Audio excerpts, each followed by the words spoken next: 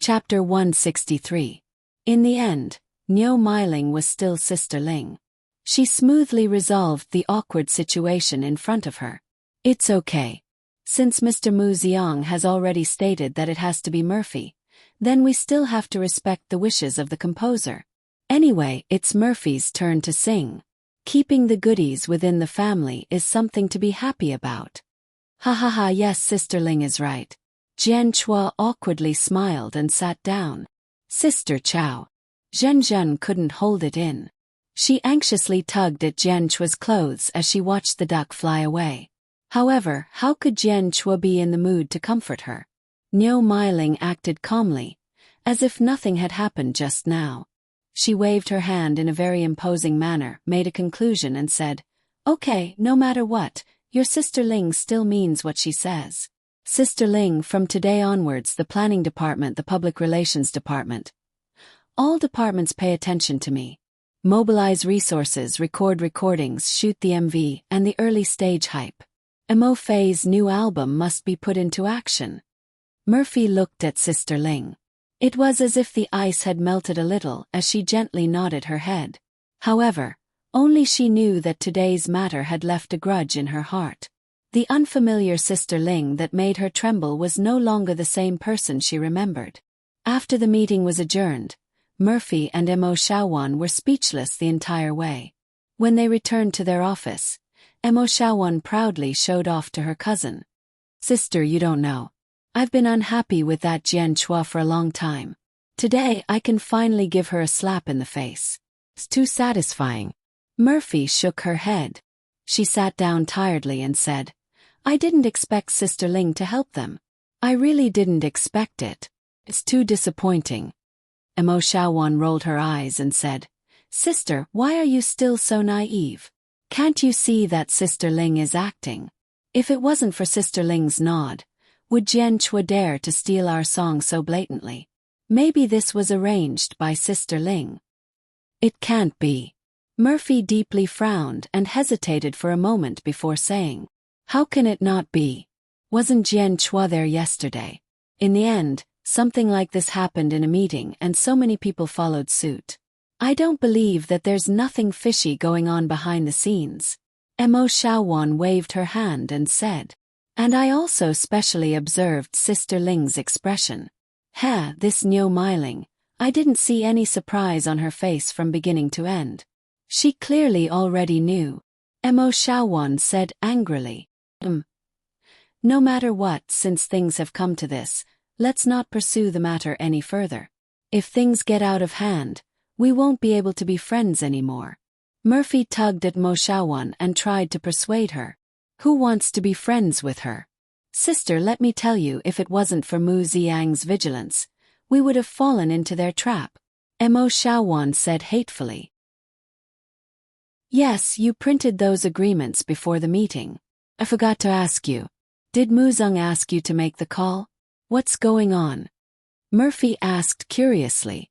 Mo Xiaowan proudly pulled Mo Fei to the computer, took out her phone and explained to Mo Fei, "I received a text message from an unknown number this morning. It was from Mu Xiang. He told me that there was a problem, so he asked me to log in to a newly registered email address. Then he sent an email to that email address. The attachment was our stack of authorization, and there were also a few screenshots. Look, I don't know who used our email account to send an email to Mu Xiang, and the content was so mushy. Later I checked our email account and the traces were cleaned up, but I guessed it was done by someone from the company. Luckily it was too mushy. Mu Xiang knew something was wrong, so he sent us the authorization." Mo Xiaowan proudly said, "I'll just hide it and wait for Jian Chua, that bitch, to give her a slap in the face." Murphy frowned and looked at the email carefully. She was relatively calm, so she saw a problem. "Xiaowan, how do you think Mu Xiang knew that Sister Ling and the others wanted to steal our song?" Mo Xiaowan hadn't considered this question before. Now that Murphy brought it up, she scratched her head. "Yeah, how did he know?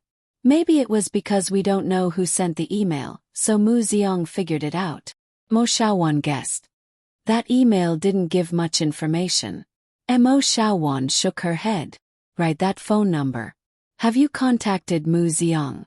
No matter what, he helped us so much. We should thank him. Mo Xiaowan spread her hands and helplessly said, No, I tried calling back, but the phone was turned off. I tried a few times. Why didn't he pick up? Murphy frowned. I don't know. This person is so mysterious. It's like he's afraid that we know him. Mo Xiaowan curled her lips. Afraid. Murphy seemed to have caught a clue. Chinijia has seen him. We told him a few times, but he didn't want to show up. Mo Xiaowan snorted. Murphy seemed to have been possessed by Conan in that instant and blurted out, Maybe it's because we know him? Mo Xiaowan snickered. Could it be that he's also a member of our company? Yeah, but the possibility is too small. Actually, I'm more willing to believe that he's too ugly and doesn't want to show up. Murphy was led astray by her. She smiled and patted her head. Don't talk about others like that. After all, he's our benefactor. While they were talking and laughing, Niu Miling's office was filled with dark clouds. Sister Ling, Mo Xiaowan and Murphy have really grown up. You can't indulge them. Jian Chua exclaimed. Sai Jinzhen just cried to me for a long time. She said that she still wants to sing, coming across the ocean to see you. She can't bear to do it. Go tell Murphy. If she agrees, I have no objections, Niu Miling said coldly. Jian Chua changed her mind. She laughed and said, Nah, I was just teaching her a lesson. How could there be such a good thing nowadays? Murphy, that B** Tisich is so stingy. She eats meat and doesn't give others soup. Niu Miling snorted. Sister Ling, are you going to release Murphy's new album for her just like that? If it's a hit, the next time we sign a contract, we'll have to sign a top contract. What money are we going to earn? Jian Chua said carefully. Niu Miling frowned and didn't respond. Why don't we just give her some resources? Anyway, whether she can become a hit or not depends on her luck. Jian Chua instigated. Zhan Zhan is also going to release a new album. You should put in more effort. Zhan Zhan is such a good child. Even if she becomes a hit, she won't forget her roots. Moreover, her contract still has 4 to 5 years. If we push her out, our company's interests will be the greatest. Niu Miling looked at Jian Chua deeply and saw through her selfishness. However, this statement wasn't wrong. In terms of return, it was better to push a new person up than to let Murphy, who had signed a top contract, do the same. Chapter 164. Soft music and soft light made today's coffee shop seem extra warm. As the students returned to school, Yang Yi's business began to gradually become lively. However, his focus was still on Xixi. The little girl was like a leader, running around the shop while giggling, and behind her were 3 kittens. The 3 kittens were at an age where they were full of the desire to explore the world, and the energetic little girl was their best playmate. Papa, I want to go to the amusement park and ride the bumper cars, the little girl said while panting slightly and drinking the milk made by her father. Xixi wasn't very tired playing with the kittens, but she was sweating a little, and a few strands of hair stuck to her delicate little face. Yang Yi took out her towel and wiped the sweat on the little girl's face. Then he took out a dry towel and stuffed half of it into Xixi's back, and the other half hung on her little vest. Didn't you go to play a while ago? Yang Yi smiled and said, You can't go every day, you have to go every once in a while. Okay, then next time we have to bring Xiao Guai, Xiao Hui, and Dondo together. She tilted her little head and thought for a while, then said, They will be obedient. This was a big problem. Could pets be allowed in the amusement park? However, Yang Yi still nodded to his daughter calmly. If it wasn't allowed, then they wouldn't bring them. Humph, in front of Yang Yi. Whether or not to follow the rules was just a matter of mood. We have an activity tonight. Let's pick up your mother first, then we'll go shopping for clothes and school bags, Yang Yi said to his daughter. She was about to enter school, and Murphy discussed with Yang Yi that they would prepare everything for Xixi tonight. She had just finished dealing with the company's affairs, and she didn't have to rush for work for the time being. Xixi was at such a critical moment, so she had to accompany her. Of course, if Murphy also went shopping, Yang Yi still had to disguise her. Okay. She misses Mom so much. The little girl jumped excitedly and said sweetly, "Last night, I even dreamed of Mom. Papa, do you miss Mom?" Yang Yi laughed and rubbed the little fellow's head. "What do you think?" "Of course." She giggled. Ing. Another guest came. She obediently took the kittens to the side to play. Yang Yi looked up and saw two young men with guitars on their backs. Their faces were quite young, and they didn't have long hair like those young people who often played music. They had normal hairstyles, and their clothes were very simple. There were no fancy decorations on their bodies. He felt more like a student from Zhongqing Media University. "What would the two of you like to drink?" Perhaps it was because he felt a sense of familiarity when he saw them carrying guitars. Yang Yi took the initiative to greet them. "Ashu, it seems a little expensive." The slightly taller young man looked at the handwritten menu on the small blackboard, hesitated for a moment, and whispered to his companion. Yang Yi's ears were more sensitive, and he heard their whispers. "It's a little expensive, but it's our first time earning money. Can we celebrate?" The young man named Ashu said with a smile. "Okay, you decide." The slightly taller young man seemed to be quite shy. After he finished speaking, he took half a step back and let his companion face Yang Yi. Ashu took out a handful of loose money from the pocket of his jeans, counted 60 yuan, handed it over and said, "Let's order 2 mochas. Are you 2 singers?" Yang Yi didn't take the money, but looked at them with interest. Ashu scratched his head and said embarrassedly, "I don't think we are singers. We are actually students of Jiangchuan." Just because of interest, the two of us formed a small group called 1,000 Mile Creek Tree. Yang Yi was speechless. This group name was really strange.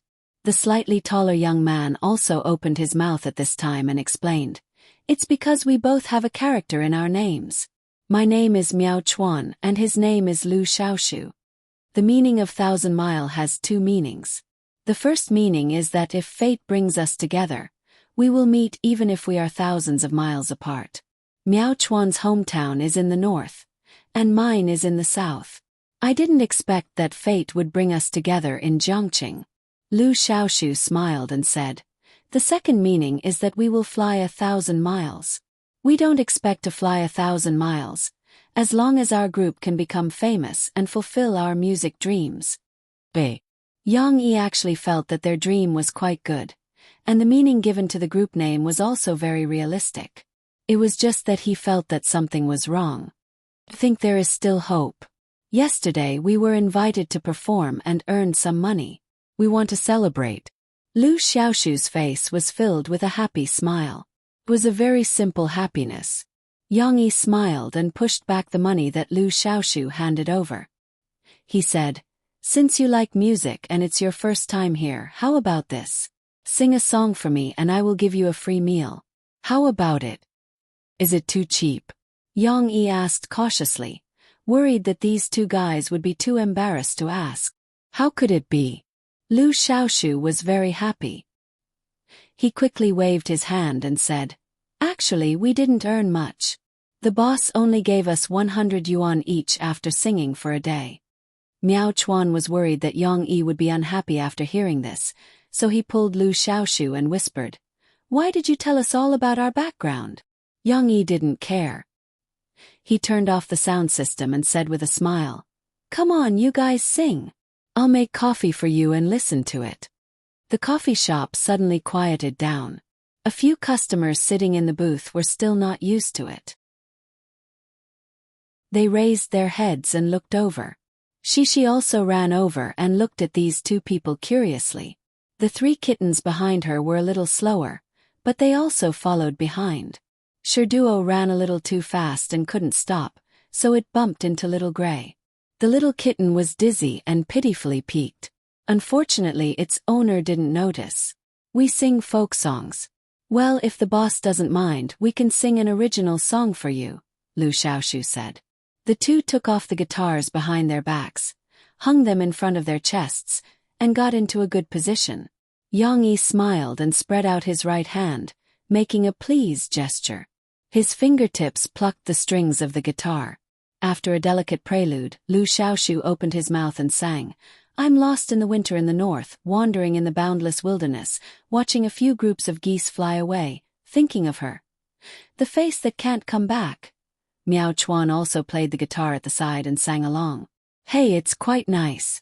Yang Yi was a little surprised, but he still couldn't help but stop what he was doing and listen carefully.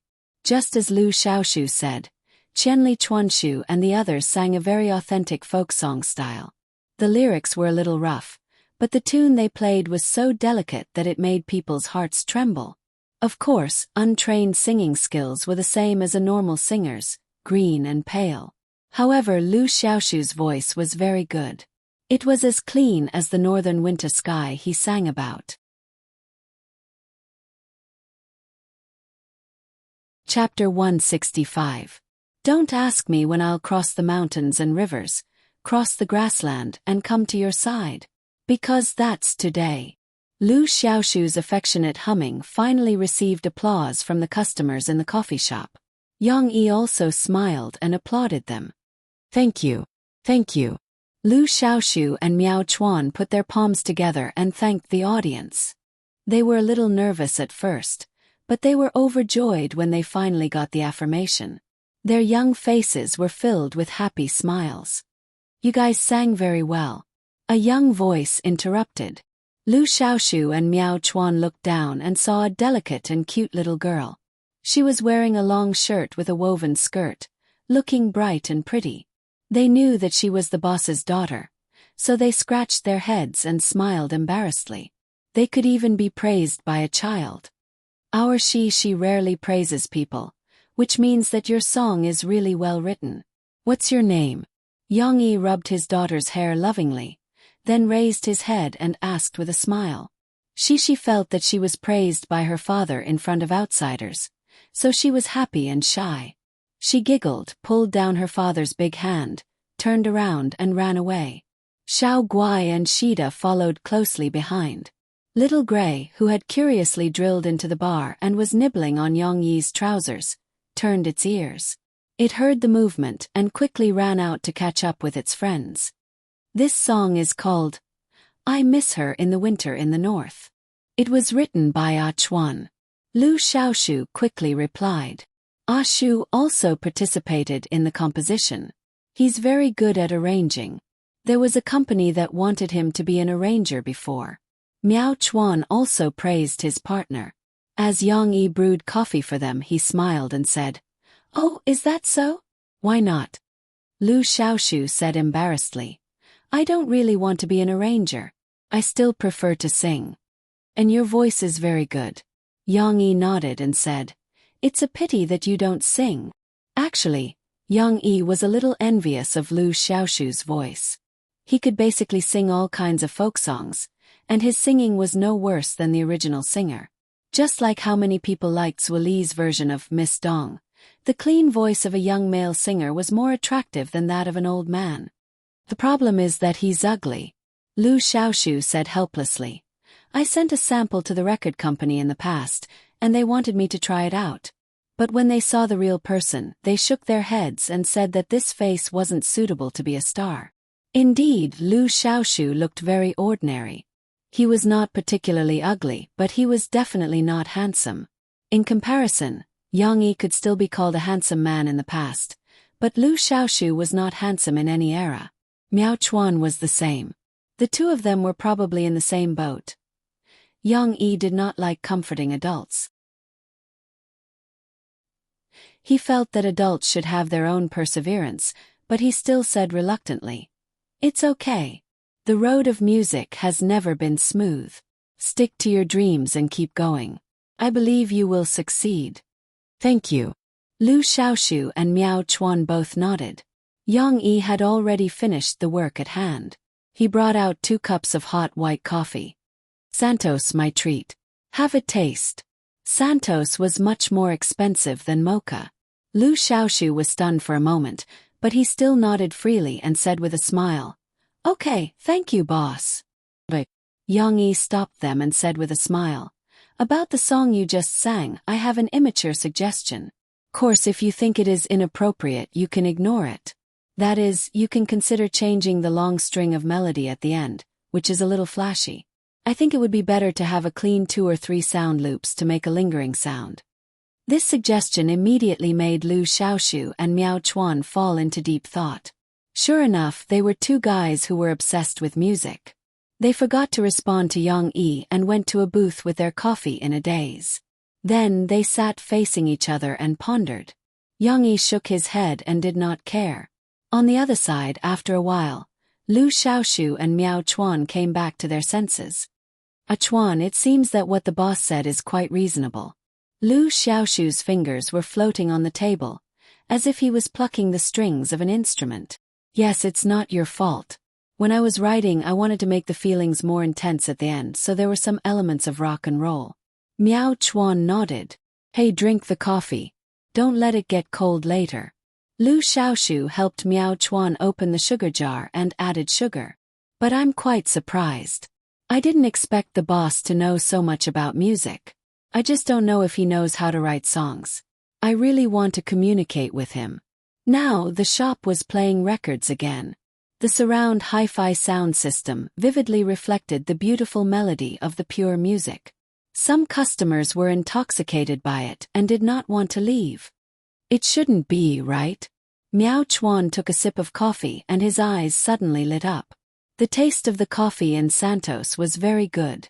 The bitterness and acidity were moderate. Moreover, Yang Yi used the freshest coffee beans. After drinking it, there was a lingering fragrance in the mouth, as if there was a natural fragrance of lemon, grape, apple and other fruits. Miao Chuan continued, people who like to listen to songs may not necessarily write songs. But I think the boss is a person with a dream of music.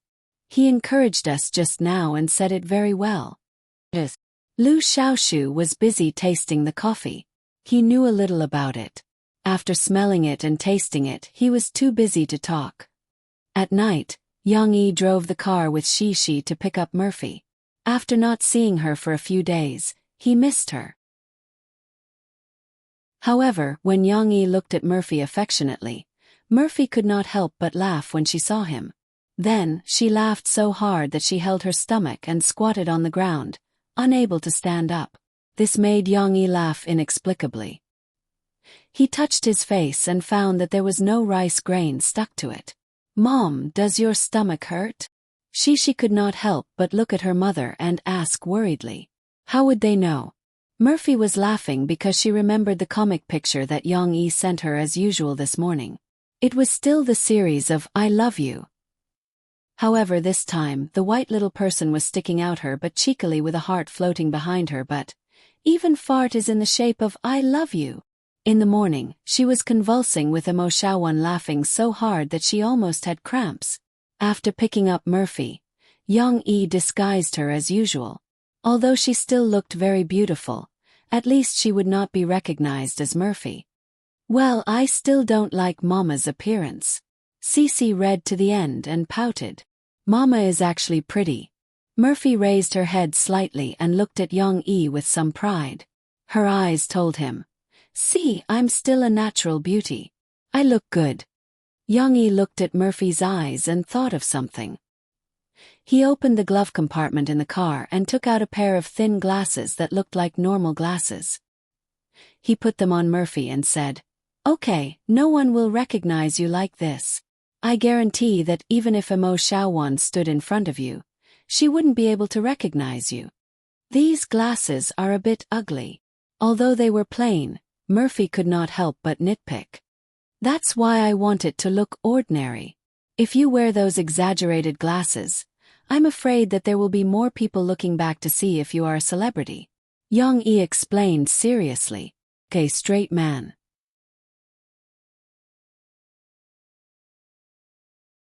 Chapter 166.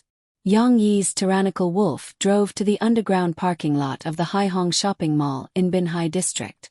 Including the last concert, this was the second time that Murphy swaggered in public with her child. She couldn't help but feel a little nervous. Murphy tightly grasped the shoulder strap of her bag, her palms sweating a little. Come, I'll hold your hand. Young-yi locked the car door, walked around and said gently. In an instant, Murphy seemed to have returned to the day of the concert, when Young-yi also held her hand and supported her. Papa also has to hold my hand. It's a little dark here, I'm scared. She followed her father closely with small steps. She timidly looked back at the depths of the parking lot, where the lights were dim, as if a big monster was lying in ambush. No problem. Young-yi held his daughter's hand with his right hand, and without any explanation, his left hand pulled Murphy's hand over. Murphy was a little hesitant, but she didn't struggle. The two of them were still holding hands when they walked into the mall. Although they maintained a suitable distance, holding hands seemed to be a normal action that they were used to doing. She, on the other hand, couldn't hold back her excitement when she arrived at the brightly lit shopping mall. She broke away from her father's big hand and ran at the front. Papa, Mom, come quickly. The little girl's laughter was like a silver coin gently hitting a bell, crisp and pleasant. The little girl wore small running shoes and ran on the mirror-like smooth tiles of the shopping mall. After a while, she staggered a few steps and had a lot of fun. As if infected by her daughter's happiness, Murphy's nervous and cold face melted like spring snow, revealing a slight smile.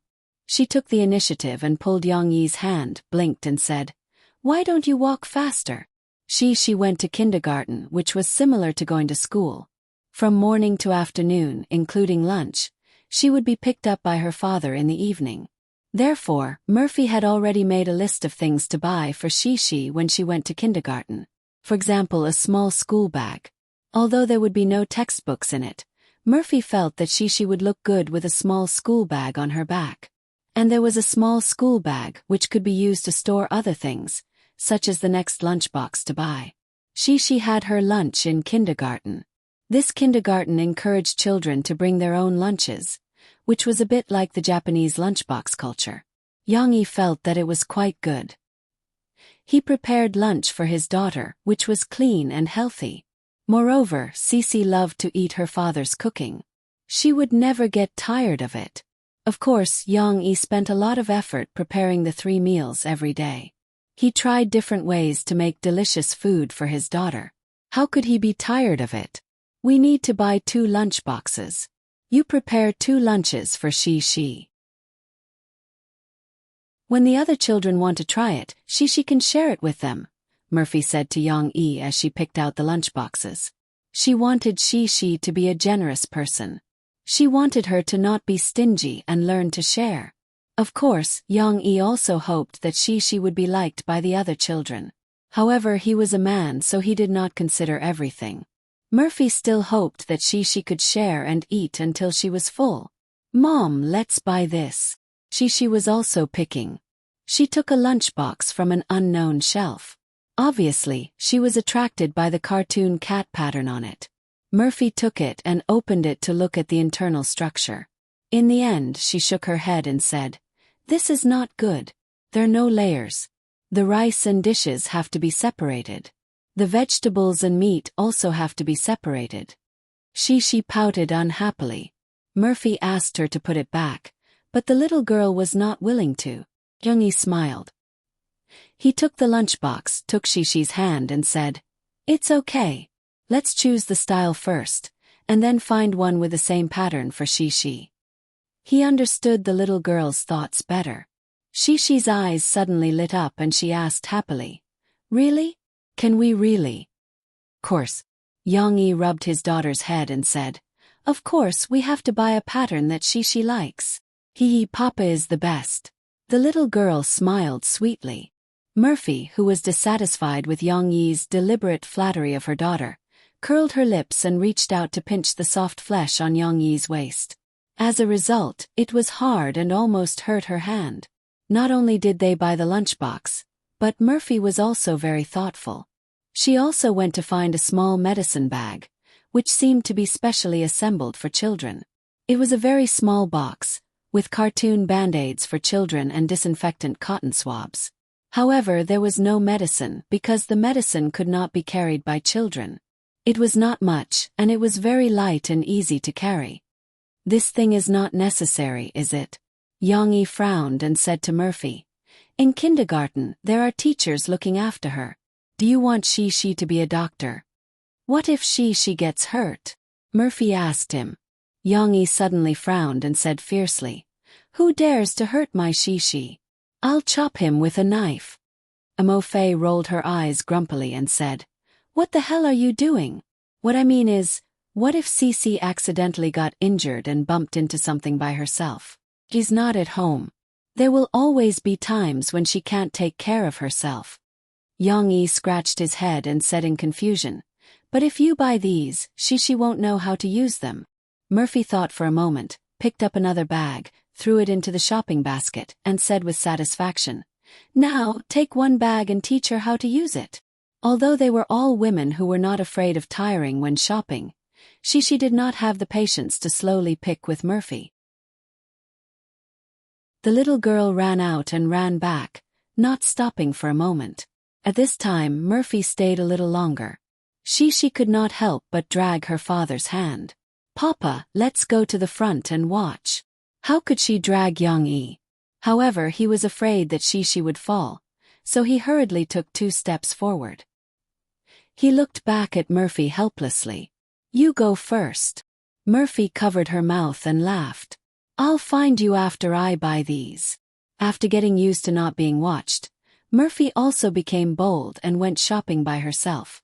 Murphy bought new towels and new milk bottles for Shi. The shopping basket was full. Not all of them were used and some were spare, before she went to find Yang Yi. It was not difficult to find. This children's products supermarket was still a little different from a real supermarket.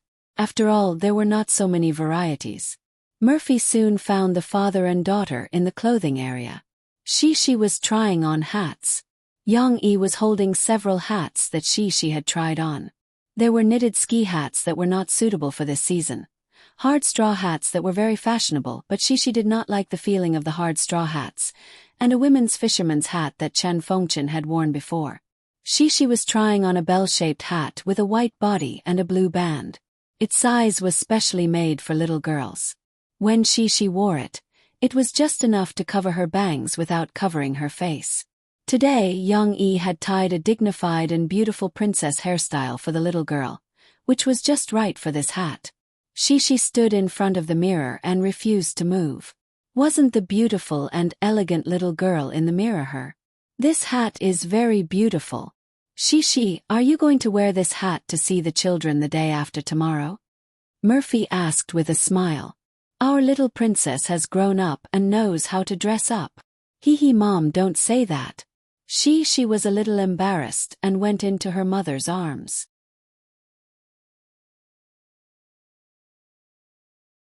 Chapter 167. "Sister Murphy, this is Ju Jia. Didn't you come to the company today?" In the morning, Murphy received a phone call. That disgusting and flattering voice made her good mood disappear. She had planned to read the Shape of Love comic that Yang Yi had drawn himself, but Murphy lost interest. "Who pissed you off?" Yang Yi came back with the kitten's food bowls. He had just taken them to clean up. After all, he had fed them once in the morning, and the kittens were very picky. The leftover cat food had to be thrown away. If it was left in the air for too long, the taste would change, and then they wouldn't like to eat it. Ju Jia, the disgusting person that the company secretly arranged the scandal last time. Murphy rarely complained to others, even to Mo Shaowen. When she was bullied by Yang Yi in the past, she silently endured it in her heart. However, she didn't know why, but now in front of Yang Yi, she had a desire to talk. Yang Yi frowned. In his mind, a guy with a pretty face appeared. In the photo, his smile was very annoying. Yang Yi asked, "What's wrong with him now? Didn't I tell you yesterday that the company knew that my 12 songs were written by Mu Xiang, and wanted to give them to other singers? Fortunately, Mu Xiang found out and solved this problem with Shaowen early." Murphy said. At that time, Ju Jia went to record a show, so he wasn't in the company. Now that he's back, I don't know where he heard this, but he shamelessly asked Mu Xiang and me to ask for a song for him. Haha, Mu Xiang probably won't give it to him. Yang Yi sneered. Mo Fei nodded. Then she snorted and said disdainfully, I don't even want to talk to him, but what's even worse is that he even shamelessly asked Mu Xiang to sell him a nude song and fill in his name. He said that he didn't care about money, but how is this a matter of money? Does this person have any principles? It's disgusting. Yang Yi was dumbfounded. There was such a thing. He's just a small-time celebrity. How can he say that money is not a problem? Yang Yi was curious about one of the points. Murphy explained, Zhu Jie is Sister Ling's relative, and it's said that his family owns a company and is very rich. Mo Xiaowan was the one who told her all this gossip after she heard it. It turned out that he was Niu Miling's relative. No wonder he dared to create a scandal with Murphy. Yang Yi narrowed his eyes slightly. He felt that Zhu Jie would not let this matter go. After all, the people of Tianmei had their own mailbox. Originally, Yang Yi thought that if someone continued to harass him, he would change his email address. But now Yang Yi's interest was piqued. Since he made Murphy unhappy, how could Yang Yi let that guy be safe and sound? Since he had his eyes on Mu Xiang, Yang Yi also had an interesting idea. On the other side, Zhu Jie angrily threw his phone on the sofa and cursed. F***ck this 13, he doesn't put me in his eyes. Now his face was gloomy and his face was ferocious. He no longer looked like a handsome young man in front of the camera. His manager, Du Luan, did not have much confidence. He could only comfort him. Jie, don't make things difficult for Murphy. Let's think of another way. What way? Zhu Jie unhappily said. Don't tell me to find someone else to sing. I don't want anyone else's song. I want Mu Xiang's song. I want to be like Chen Yijie and be famous all over the country. Du Luan bitterly smiled in his heart. You want to be like Chen Yijie? I'm afraid that even if you sang Long Time Not Seeing, you wouldn't be famous. Zhu Jie was really ambitious. His voice was not distinguishable, and he did not go through any professional training. Later, when Niu Miling arranged the training for him, he did not seriously learn. He just thought that he was a little handsome, rich, and had a good background. It would be easy to be a star. Obviously, it was all a daydream. More than 2 years had passed, and he had spent a lot of money, but there were few ripples. However, Du Luan was very tactful. He never showed his disdain in his heart. He smiled and said to Zhu Jie as if nothing had happened. Jie, although I didn't come back for the meeting, I heard that Jian Chua has Mu Xiang's contact information. And I guess this matter has something to do with your aunt. Instead of looking for Murphy, you might as well look for Jian Chua or Sister Ling. My aunt knows Mu Xiang. Zhu Jie did not have a brain, so he listened to half of the words. His eyes lit up and he patted the sofa and said, Hey, Du Luan, why didn't you say so earlier? You made me angry with this woman. Well, he was anxious, and now he blamed himself. Du Luan was speechless, but he still advised, Jie, don't worry about her. I'm going to ask my aunt for help. Zhu Jie was not interested in anything, but he was the most enthusiastic about currying favor with Aunt Ling. He turned around and ran out excitedly. In order to make Murphy feel better, Yang Yi took her downstairs to play the piano. Music could be said to be Murphy's catmint. When she played the melody that she liked, she gradually smiled again. Yang Yi and she were playing with the cats. In order to take care of the 3 new members of the family, Yang Yi bought books to learn about cat rearing. Therefore, Yang Yi could be said to be a cat expert with rich theoretical experience. At this moment, he let Shishi hold the kittens, and then he took the rake to comb the kittens' hair. Cats shed their hair every day, but they shed a lot in spring and autumn. It's almost autumn now, and I've seen them shed a lot of hair recently. Yang Yi explained, but when we comb their hair, we don't want them to shed their hair faster, but to help the kittens keep their hair clean, so that their hair is more shiny and beautiful. Shishi was actually more interested in the rake in her father's hand. She remembered this word. This is Zhu Beiji's weapon. Yes, Zhu Beiji's rake is also a rake, but his is bigger. Yang Yi said with a smile. I want to play with it too. Papa, can I play with it? She opened her big eyes and looked at her father expectantly. Who could be indifferent to such cute big eyes? Yang Yi handed the rake to the little girl and taught her how to hold it. Don't use too much strength. You can't hold it too tightly or you'll hurt the kittens. When she heard that she would hurt the kittens, she quickly learned from her father. She had to use 2 fingers to gently hold the handle, just like holding a pen. Yang Yi grabbed Little Gray. The little guy had been waiting by the side for a long time. Just now, it was eagerly watching Tao Dao being taken care of so comfortably. It was probably impatient. Poop picker, have you forgotten about me? He stroked Little Gray's head with his hand, following its soft blue ink hair and massaging its body. In fact, there was no need for this foreplay. Little Gray was lying there comfortably with its eyes closed, waiting for the poop picker to come. Under her father's guidance, she held the rake in her hand and started to comb Little Gray's hair in a small area, starting from its back. She didn't use much strength, but Little Gray was so comfortable that its tail curled up and gently twisted around. The back of its neck, chin, and chest, Little Gray received a full set of massage services from its little master. After everything was done, it jumped away energetically and couldn't wait to walk around in front of its companions, as if it was showing off. It's so fun. Little Gray is also very obedient.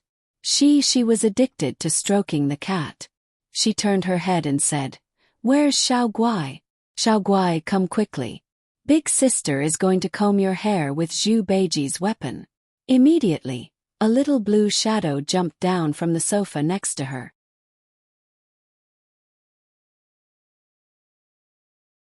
Chapter 168. Unknowingly, little Han welcomed the 4th book on the shelves. Except for My Fairy Lady, the other 2 failed.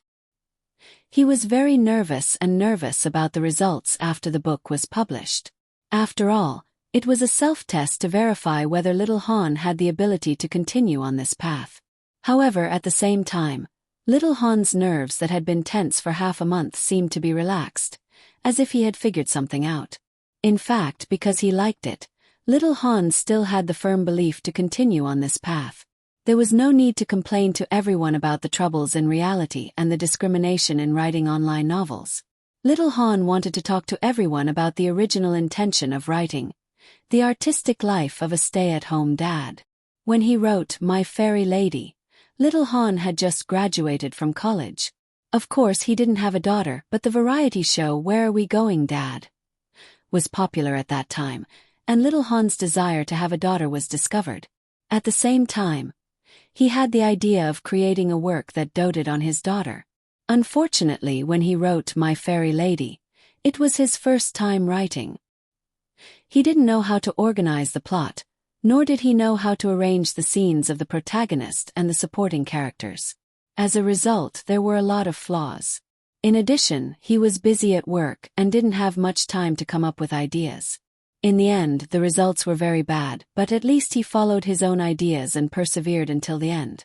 Even so, 3 million words was not an easy achievement for a newbie. Almost a year later, he had failed 2 books with other themes and accumulated some experience. Before little Han was ready to start a new book, he still thought of the regrets left by My Fairy Lady. So this time, he planned to write a novel with the theme of a stay-at-home dad. It was different from the former, but it also had a cute daughter. When he wrote The Artistic Life of a Stay-at-Home Dad, little Han still didn't have a daughter, and he was still single. This was also good, as he could put more effort into coming up with the plot. However, although he didn't have a daughter, little Han's description of she and the details of raising a daughter were not completely based on his imagination.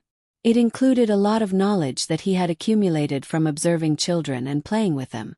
Therefore, when little Han went out on the street and saw some young parents with children, he couldn't help but stop and smile slightly. He was a bit like a weird uncle.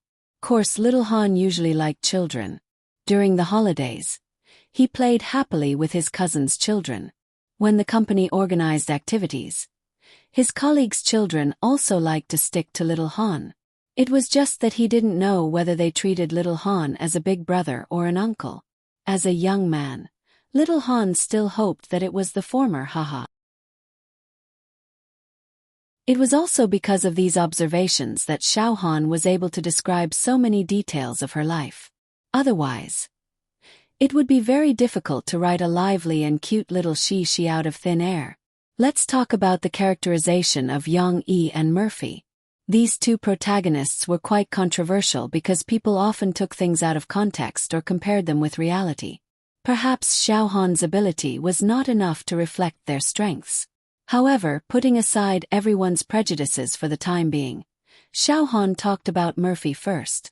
In terms of character, she was a woman who was obsessed with music and liked to sing on stage. She was a very simple and naive woman who liked to use a cold face to protect herself against complicated interpersonal relationships that she didn't like. Whether or not she existed in reality, Murphy existed in this novel. She was such a person. Of course, a simple person would be hit by reality. When she debuted, her mother used her own connections to reduce the difficulty of her starting out. Later, Murphy was discovered by Sister Ling because of her voice and singing skills. Sister Ling spared no effort to support her. At that time, Tianmei was just starting out and it was still a warm and happy time. Regardless of whether Sister Ling's thoughts were simple or not, in order to support Murphy, she treated her like a daughter. This was no problem. Therefore, after working hard for a few years, Murphy soared to the sky with the album Same Love as Missouri Road, and became a heavenly queen. That's right, with her personality, she would definitely suffer and encounter problems as a heavenly queen. But the problem was that not long after she became a heavenly queen and signed the contract, she retired because of her pregnancy, so the problems didn't appear for the time being. It could be said that Tianmei suffered a lot because of her retirement. Perhaps it was because in the past 4 or 5 years, Sister Ling's thoughts had changed. She was a realistic person. A simple person like Murphy wouldn't be able to survive in the entertainment industry. Everyone wasn't wrong about this. But who asked her to meet Yang Yi? This bug-like character. Kigo Higashino's Journey by Night had a paragraph on the back of the book. My sky has no sun. It's always night, but it's not dark because something replaces the sun. Although it's not as bright as the sun, it's enough for me. With this light I can treat night as day. I've never had a sun, so I'm not afraid of losing it. The story behind this paragraph was very gloomy. Of course, it didn't fit the situation of stay-at-home dad's artistic life. But Xiaohan wanted to use this opportunity to talk about Yang Yi's character. Yang Yi was first an assassin, then his identity after transmigrating was a wooden special forces soldier. As an assassin, he lived in the dark in his previous life. All his memories were cruel and without a trace of hope. But he was a person who yearned for the sun. Just like how he liked music, literature, and everything symmetrically arranged. This was a person who yearned for beauty in his heart.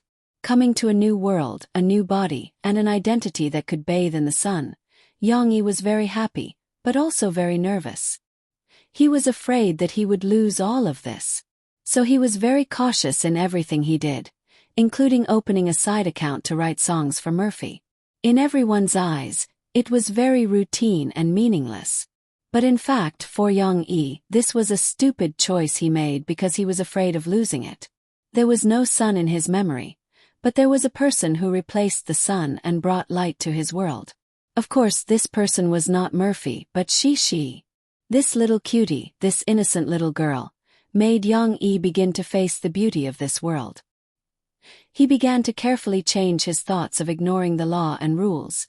This all needed a process. Yang Yi began to learn how to live and love life. He began to learn how to be a qualified father and enjoy the joy of doting on his daughter. But he was still afraid of losing it, so he was very cautious and still chose to keep a low profile. Speaking of which, she was Yang Yi's son, and Yang Yi was Murphy's son. This man once gave her hope when she was in the dark. Although she later gave birth to Yang Yi's child, she did not regret it. Now Yang Yi was still her son. After he changed, his gentleness, thoughtfulness, and romance melted the iceberg that was Murphy, allowing her to enjoy the sweet and sour taste of love like a young girl. It allowed Murphy to find a second light of life outside of music. Of course, Young-E would also use songs from his previous life to support Murphy's career.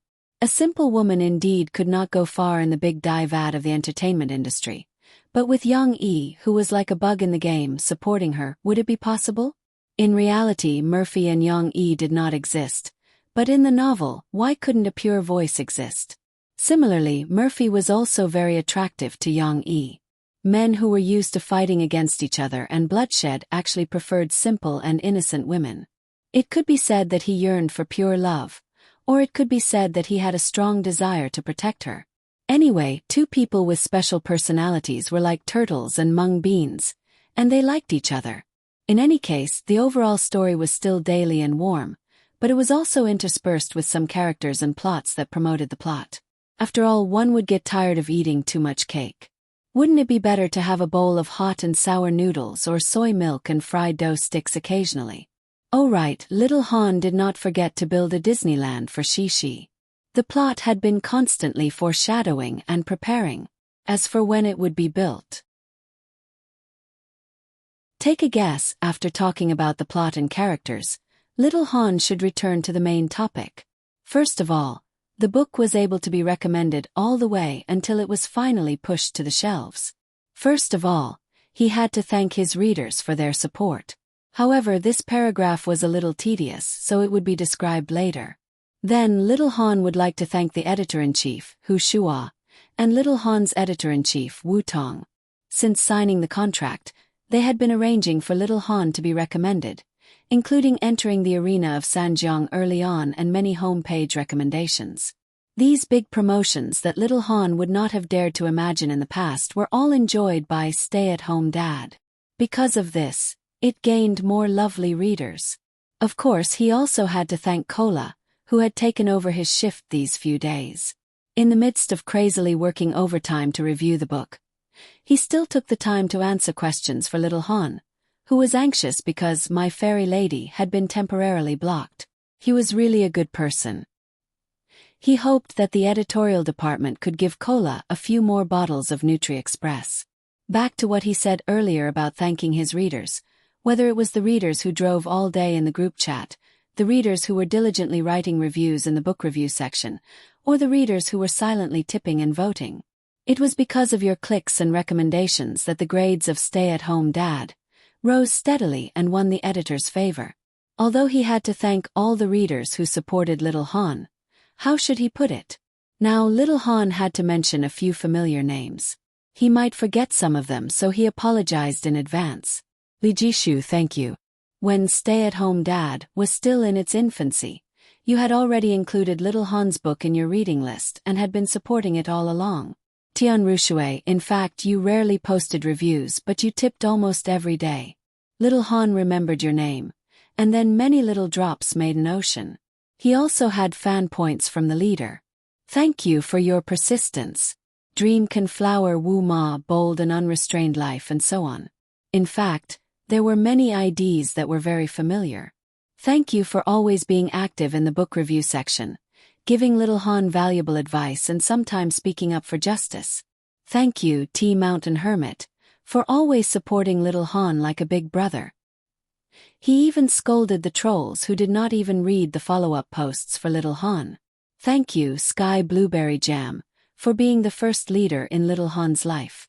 I still remember when I saw your tip, little Han rubbed his eyes. He could not believe that there were so many zeros behind it.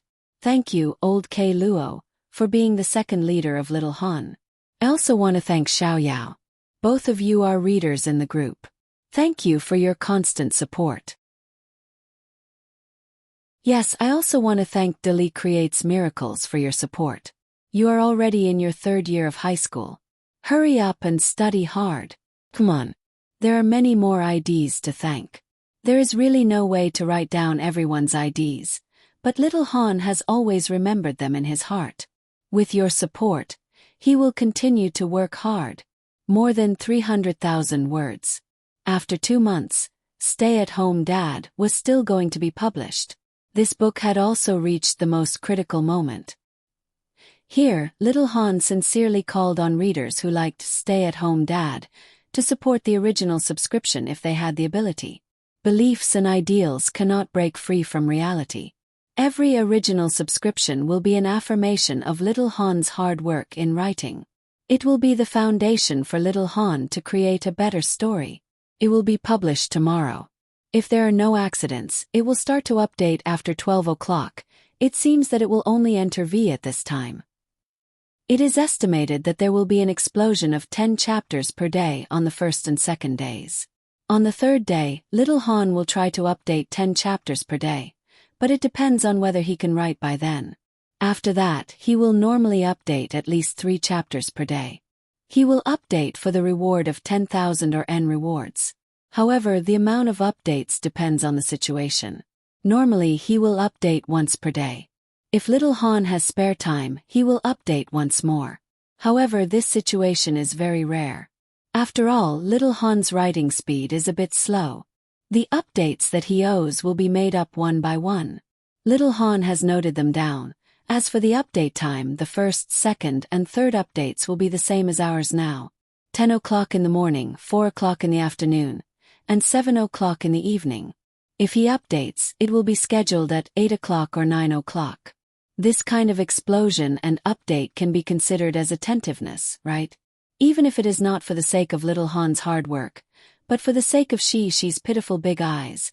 Give stay-at-home dad's literary life some support for subscriptions and monthly votes. Love you guys forever.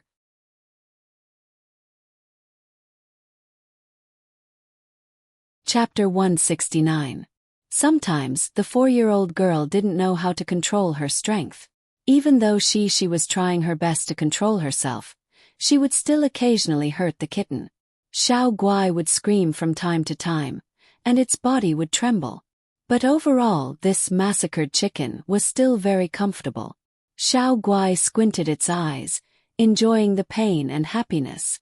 Little Gray couldn't help but walk around its little master with its tail up. Xiao Guai was fine. Its personality was just like Murphy's in the past. It was so cold that it pretended not to care at all. Its head was turned to the side, but it was unwilling to walk away. Its tail was raised up and gently swaying, revealing its inner desire. Little Gray was the eldest of the 3 cat siblings, but it also liked to act spoiled the most.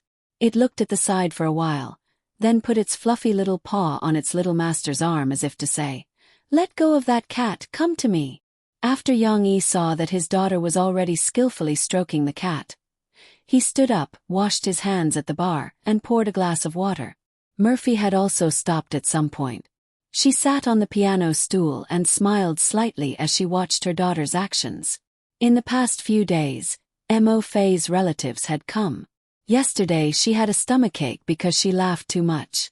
Yang Yi poured a glass of warm water and brought it to her. "Thank you." Murphy took the water. The clean glass, crystal clear water, and the warm feeling in her hands made her raise her head to look at Yang Yi. Her eyes were soft. Yang Yi smiled faintly, leaned on the side, and looked at their daughter with Murphy. "Actually, I'm still a little reluctant to send her to kindergarten." Yang Yi sighed softly and said, "I'm used to having such a noisy little fella at home. I'm afraid it'll be quiet all of a sudden tomorrow." Murphy looked at him reproachfully and said, "You're still talking about it. She is used to being wild at your place. She doesn't even want to go back to my place. My house is deserted. Then move in with me. I'll send you to the company." Yang Yi suddenly turned his head and said with a burning gaze, "Just like she, I'll pick you up at night." Murphy didn't know if it was Yang Yi's words or Yang Yi's longing eyes that made her flustered. She pursed her lips and said after a while, "How can that be? You're working too hard." "Not at all." Yang Yi felt that he had a chance. He tried his best to promote himself. "Think about it, if you live here, the place will be spacious, the surrounding environment will be comfortable, the mountain will be by the water, and the air will be fresh." It always made people feel that the next sentence should be, "Do you want to buy or not? Do you buy it or not? If you buy it now, this house will only cost you 998 yuan. You won't regret it if you don't buy it." Of course, Yang Yi wasn't that stupid. He continued, "And I can cook delicious food for the 2 of you every day. If you want to eat Chinese food, I can cook Sichuan, Shandong, Guangdong, Su, Min, Zhejiang, Hunan and Anhui. If you want to eat Western food, I can cook French, Italian, and even Russian. Or if you want to eat sushi, I can make it. He recited the long list of dishes without his tongue spinning. She didn't know if he had learned Shu Lai Bao, but Murphy couldn't help but want to laugh when she heard it. Can't do it now. I'm very busy, and you're also very busy. How can I need you to pick me up every day? Murphy still shook her head, but explained in a soft voice. And sometimes the recording state can't be interrupted. It might even be very late. At this moment, Yang Yi's mind popped up with an idea. Hurry up and earn money so that Mo Shaowan can open a studio near home. Besides, now that you're opening a shop, won't there be more customers? Murphy smiled and pointed outside. She said, although you locked the door today, I saw several groups of people coming over to look. When school officially starts, there might be more customers. When that time comes, who will have time to drive an hour to pick me up? Oh. Yang Yi nodded silently. Murphy was telling the truth. Recently there had been more customers. If Yang Yi opened a shop, sometimes he wouldn't have time to take care of Shishi. However, this wasn't the life he wanted. How should he adjust? August 31st. Today was the big day that Shishi entered the garden, but it was also an important milestone in the internet era. Early in the morning, led by Sahara Online Mall, formerly Sahara Online Bookstore, Chiua Literature website, and the three major domestic banks jointly held a media conference. We announce that the internet has entered the era of online payment.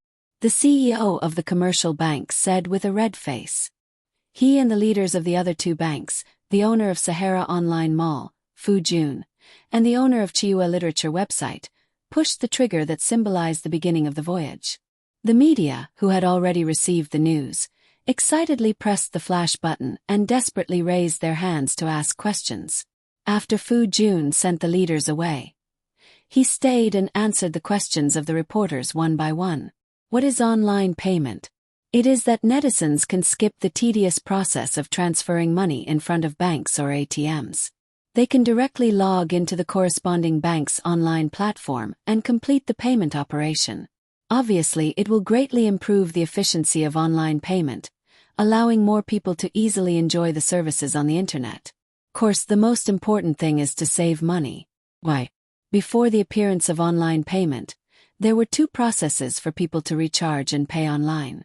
One was to go to the bank to make every transfer payment, and the other was through a third-party internet payment company.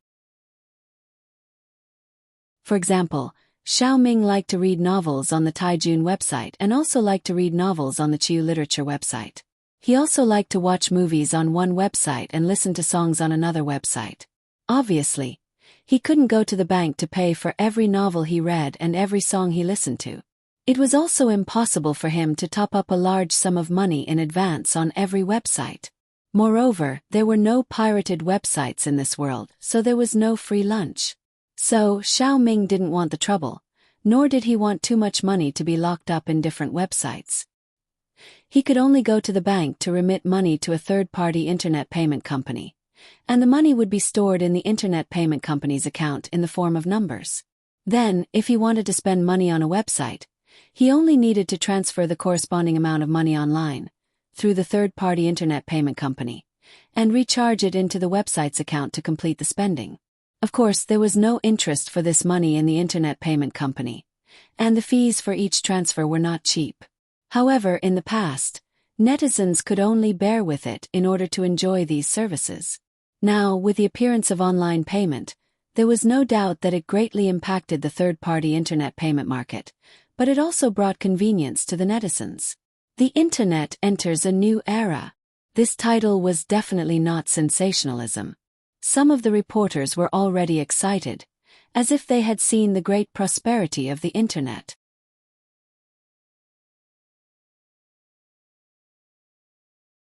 Chapter 170. Although Yang Yi was inextricably linked to the internet, it didn't affect him for the time being. Today's big event for the Yang family was to send Shishi to kindergarten. Early in the morning, the little girl was in a good mood. She hadn't realized how cruel it was to go to kindergarten, and she felt that it was very fresh. Moreover, her parents had dressed her up beautifully, making her look like a little princess. "Carry your backpack. Come, let Mom take a look. Our family's she has become a big girl. So pretty." Murphy's exaggerated tone made she, who wasn't used to carrying a backpack, overjoyed. As she smiled, she pinched her skirt in embarrassment. Young-yi sat on the sofa's armrest and smiled helplessly. "All right, it's almost time. If we don't leave now, we'll be late."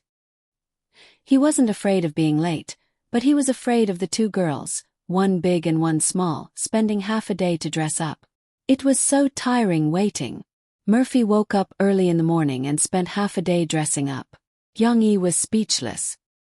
He said, "You're not sending Shishi to the kindergarten. You're staying in the car the whole time. Why do you have to dress up?" The result of this complaint was obvious. Then Murphy combed and styled Shishi's hair. She also picked out clothes, changed clothes and shoes. Young-yi waited for more than an hour. Murphy said excitedly to Young-yi, "Wait a minute." She turned and ran to Young-yi's study. Then, she ran back in her slippers with Young-yi's SLR camera in her hand. She stuffed it into Young-yi's hands and smiled. How can we not take photos on such an important day? Thus, Young-yi could only take beautiful photos of them. Murphy asked him to set a timer so that the whole family could take a group photo together. Another 20 minutes passed, and they were almost late. Murphy reluctantly let Young-yi push her into the car. On the way, Murphy was still examining the photos taken by Young-yi. After a few months of practice, Young-yi's portrait photography skills had improved a lot. Murphy was very satisfied, but there were still some parts that she felt were not taken well. "Shishi, why do you always use the peace sign when taking photos?" The little girl looked at her mother in a daze. She didn't quite understand. Murphy imitated Shishi in the photo and made a V sign. She smiled and said, "Look, you always take photos like this. If you do this in every photo, it won't look good." "Papa taught me." Shishi sat on the child's seat and grabbed her mother's arm. She also wanted to see the photos. "That's why your papa has facial paralysis in the photos," Murphy said mercilessly. Young-yi smiled bitterly in the front, but he didn't care. "You have to learn how to take photos from Mom. Mom will teach you that you can make expressions like this." Murphy taught Shishi how to act cute. One moment she would puff out her mouth and stare, the next moment she would hold her cheek with her hand, and the next moment she would make a surprised round mouth. "There's such a thing." Murphy smiled. She made a fist with her right hand and then puffed out her mouth. Hee hee hee hee. Shishi didn't care about going to school. She was amused by her mother and couldn't stop laughing. "Papa, look. Mom is like a cat." Young-yi glanced at the rearview mirror and saw Murphy acting cute. The corners of his mouth curled up and he laughed silently. After a while the car arrived at the kindergarten. There were many cars outside the kindergarten. After all, this was a villa area, and there were many rich people. Young-yi saw that the car wouldn't be able to squeeze in for a while, so he pulled over and stopped tyrannical. "I'll send Shishi over. You wait for me in the car." Young-yi reached for the bag on the passenger seat. There was Shishi's small school bag, and there was also a small bag that contained some information about entering the kindergarten. He hesitated for a moment and asked, "Murphy, are you really not going with me?" Murphy hesitated for a moment but still shook her head and said, "Forget it. If she's recognized, Shishi won't be able to have peace in the kindergarten." However, Murphy still felt a little sad. She couldn't participate in such an important moment for Shishi. When Murphy unfastened the little girl's seat belt, her eyes couldn't help but turn red. "Shishi, you have to be good. You have to listen to your teacher, okay?" Murphy's voice was slightly choked. She pressed her daughter's forehead and said gently. Shishi nodded in a daze. However, she still didn't realize that there was anything wrong with going to kindergarten. The little girl just felt that she might get to know a lot of other children. She was a little nervous, but she also felt that going to kindergarten was very refreshing. She was looking forward to it. Murphy didn't want her emotions to affect Shishi, so she forced a smile and rubbed her daughter's head. She helped her open the car door near the sidewalk. "Say goodbye to Mom," Yongyi said as he got out of the car and held Shishi's hand. Shishi waved at Murphy obediently and said, "Goodbye, Mom." "Goodbye, Mom will wait for you at home." Murphy held back her tears and waved at Shishi. She felt that her daughter going to kindergarten was more worrying than going to her father's house. After all, the latter was taken care of by Yongyi. Yongyi wasn't very reliable in other things, but she had never worried about him taking care of her daughter. Murphy half opened the car door and watched as Yongyi carried Shishi's small school bag and held Shishi's hand as they walked to the kindergarten. Her heart tightened. Even though the car door was closed, Murphy still looked out through the car window. Suddenly Yongyi stopped. Murphy became nervous. "What's wrong? Did you forget something?" "No." Yongyi squatted down and helped Shishi carry her small school bag. Just then, Murphy turned sideways and could see the smile on Shishi's face. It turned out that the little girl was shameless again. Seeing Yongyi holding Shishi's hand as they walked into the kindergarten, Murphy reluctantly withdrew her gaze. Originally, Murphy had planned to send Shishi to kindergarten today and then go back to the company to start preparing for her new album. However, now it seemed that Murphy felt that if she didn't see Shishi come back tonight, she wouldn't have anything else to do. Therefore, Murphy hesitated for a moment, took out her cell phone, and called Mo Shaowen. "Shaowen, I'm not going back today. Well, Shishi went to kindergarten, but I feel very nervous. I'll stay with Yongyi today and ask Yongyi to send me back tomorrow." Mo Shaowen had actually arranged some things for Murphy, such as meeting the new producer arranged by the company. However, she still threw away the notebook in her hand, chuckled, and said rather meaningfully, "Sis, I understand. Cece isn't at home anymore. It's okay, there's nothing to do at the company. You can play for 2 more days." Murphy felt that her cousin's voice was strange, but she didn't have the mood to think about it. She replied with an "okay," and hung up the phone.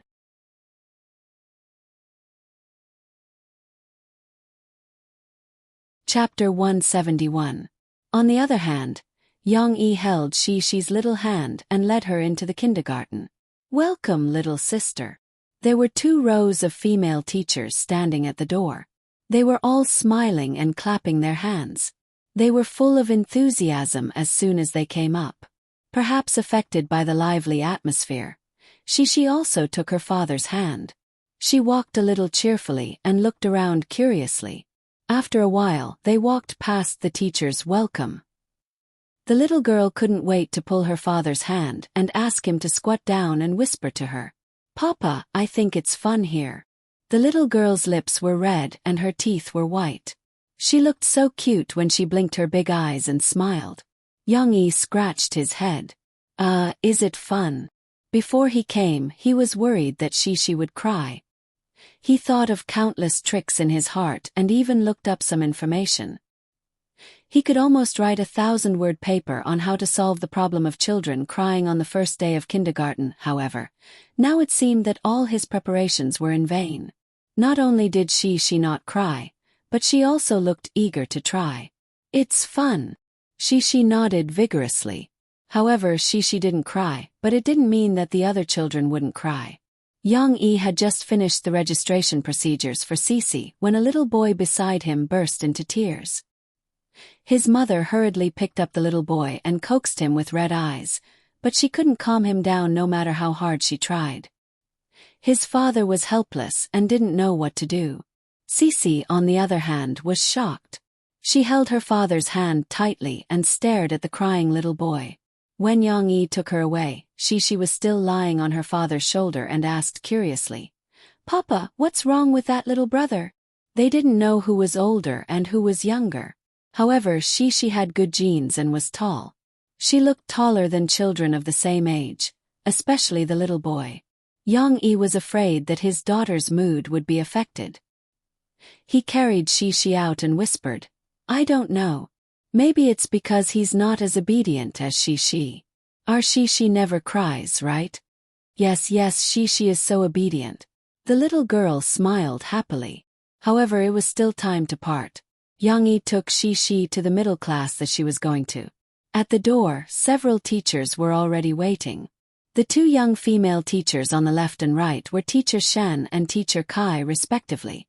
The female teacher in the middle, who was in her 30s or almost in her 40s, was their homeroom teacher, Teacher Mu. Mr. Mu smiled and walked over. He gently placed his hand on Shishi's shoulder and said, "Shishi, do you still remember Mr. Mu?" Shishi subconsciously leaned toward her father and looked at the other party timidly. After all, she was still a little unfamiliar. "We met last time when Dad brought you here.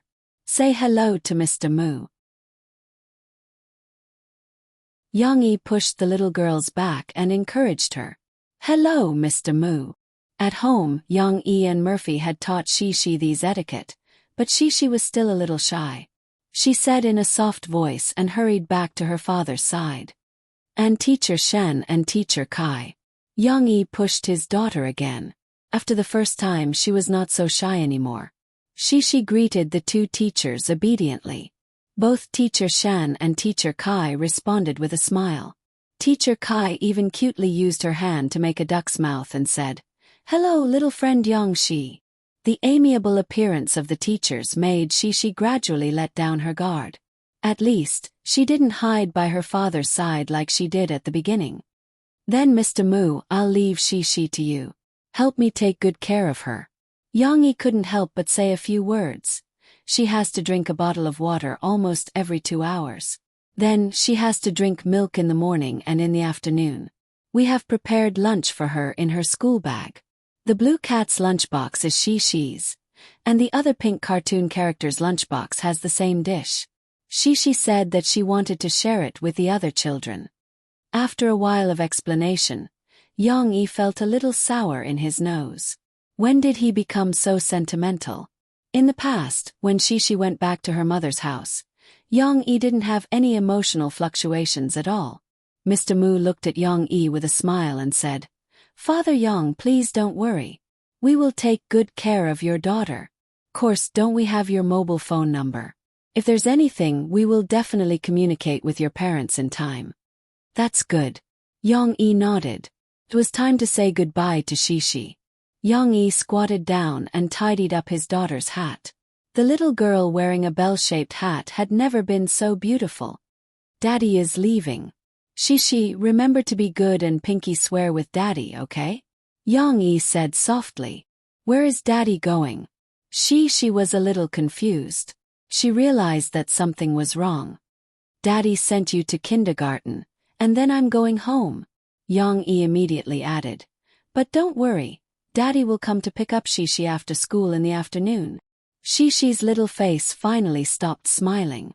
She nervously grabbed her father's hand and asked uneasily, Why is Daddy going home?" "Because Daddy can't accompany you to kindergarten." Yang Yi seemed to feel that his preparation could come in handy. But why can't you?" The little girl was so anxious that her eyes turned red. At this moment, she felt as if her father took her to the amusement park to play, but told her that he couldn't play with her. Yang Yi resisted the urge to hold the little girl in his arms and coax her, because the strategy told him that the more he coaxed her, the more she would cry. Therefore, Yang Yi just gently patted Shishi's shoulder and said softly, "Because in kindergarten, Shishi has to play with the teacher and other friends. Daddy will come to pick up Shishi in the afternoon to go home for dinner. Remember, you pinky swear with Daddy, and you said that you won't cry. Whoever cries is a dog." Yang Yi stretched out his right pinky and shook it. "Well, I won't cry." The little girl's tears were rolling down, but she still held it back. She sniffed and said, But I still don't want Daddy to leave. Daddy will wait for you to come back in the evening and tell Daddy about today's fun. So Shishi must have fun with the children, okay?" Yang Yi still couldn't help but wipe the corners of his daughter's eyes.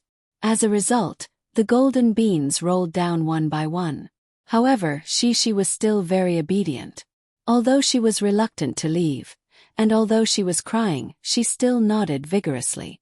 The strategy also told Young-E that he couldn't stay for too long.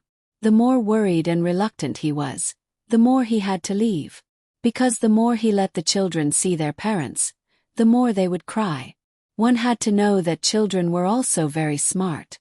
As long as their parents were soft-hearted once, they would take advantage of their parents' soft-heartedness and continue to make trouble.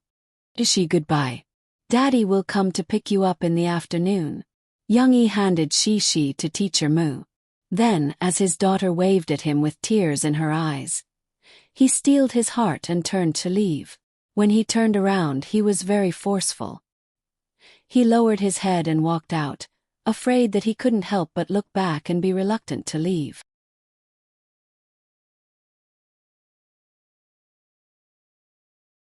Chapter 172. Murphy had already returned to the passenger seat. Seeing that Young-E had returned, she couldn't wait to ask when he got into the car. How was it? Did she cry? How's her mood? Did she make a fuss? Young-E had already adjusted himself. After all, a man's heart was big. He smiled and said, "Even if you didn't ask, I wanted to tell you about our daughter. She's really easy to raise. From the beginning, she was always smiling. She didn't even cry when other children cried." She didn't cry. Murphy's expression was a little disappointed. She cried. Later, when she found out that I didn't accompany her to kindergarten, she still cried. But she was still very obedient and kept holding back her tears. She only cried when I left. Young-E thought of his daughter's strong little face and felt very gratified in his heart. However, Murphy's nose twitched when she heard that. She pursed her lips and reached out to hit Young-E. She said angrily, "You're still laughing. Our daughter is crying and you're still laughing. How can you laugh?" Young-E grabbed her hand and complained, "I'm not laughing. I just think that she is much better than other children. You didn't see how tragic the other children were crying. The sound was so loud that it almost lifted the ceiling. Then, her mother was like that too. She probably felt bad when she heard the crying, and then tears flowed down her face." Young-E used this as a topic to talk about with Murphy after a meal, but he didn't notice that Murphy's expression had turned from cloudy to stormy. "Oh, I'm also mom. Feel bad too." Murphy had been holding it in for a long time. When she got out of the car, she suppressed this worry and reluctance in the bottom of her heart. Now that Young-E said that, it all came tumbling out. Murphy couldn't help but burst into tears at first. Then she choked with sobs and complained, choking with sobs. "What's wrong?" Young-E was ready to start the car. Now he didn't even have time to insert the key. He turned around and wanted to comfort Murphy. However, Murphy was crying even harder than the last time she cried when Young-E angered her. Young-E felt a little helpless. He had done a lot of homework before, but none of it was to comfort the adults. "It's all your fault for saying those things and making me cry." Murphy's face was filled with tears as she pouted. She turned around and punched Young-E's chest. Young-E didn't know what was going on, but he pulled her into his arms. "Oh!" Murphy's cries came to a halt. Obviously, she didn't think that Young-E would be so bold. Her small fist was placed in front of Young-E's sturdy chest, and she forgot to hammer it down. "Well, cry. You'll feel better after you cry." Young-E's soft voice sounded in her ears. It has to be said that Murphy's worry about she still prevailed. She cried in Young-E's arms again and choked with sobs. "Young-E, I'm worried about she. It's okay. Young-E patted Murphy's thin back and softly coaxed. "There will always be such a process. Later, when she gets used to it, she won't cry anymore. But I can't bear to let her leave home." Murphy sobbed in Young-E's arms. "Thinking about it makes me sad." Young-E was puzzled and asked, "When a child grows up, it's important for her to leave her parents' wings. Besides, didn't you want she to go to kindergarten in the beginning?" Ouch! Young-E felt that the soft flesh on his waist was pinched. This time, Murphy didn't pick a place with muscles. She found a piece of flesh that wasn't so hard and pinched. Being attacked, Yang-yi subconsciously tightened his muscles, which drove Murphy's little hand away. Even so, he still knew that he said the wrong thing. He quickly corrected himself and said, "Don't worry, I'm here, right? If you're really worried, I won't go anywhere today. I'll climb to the roof and secretly guard. I won't let anyone touch Shishi." Murphy shook her head. Yang-yi smelled her slightly curly hair, which exuded a faint fragrance, a bit like lily. "Then tonight I'll pick up Shishi and ask her about her situation. I'll call you to tell you. Or I'll let Shishi call you.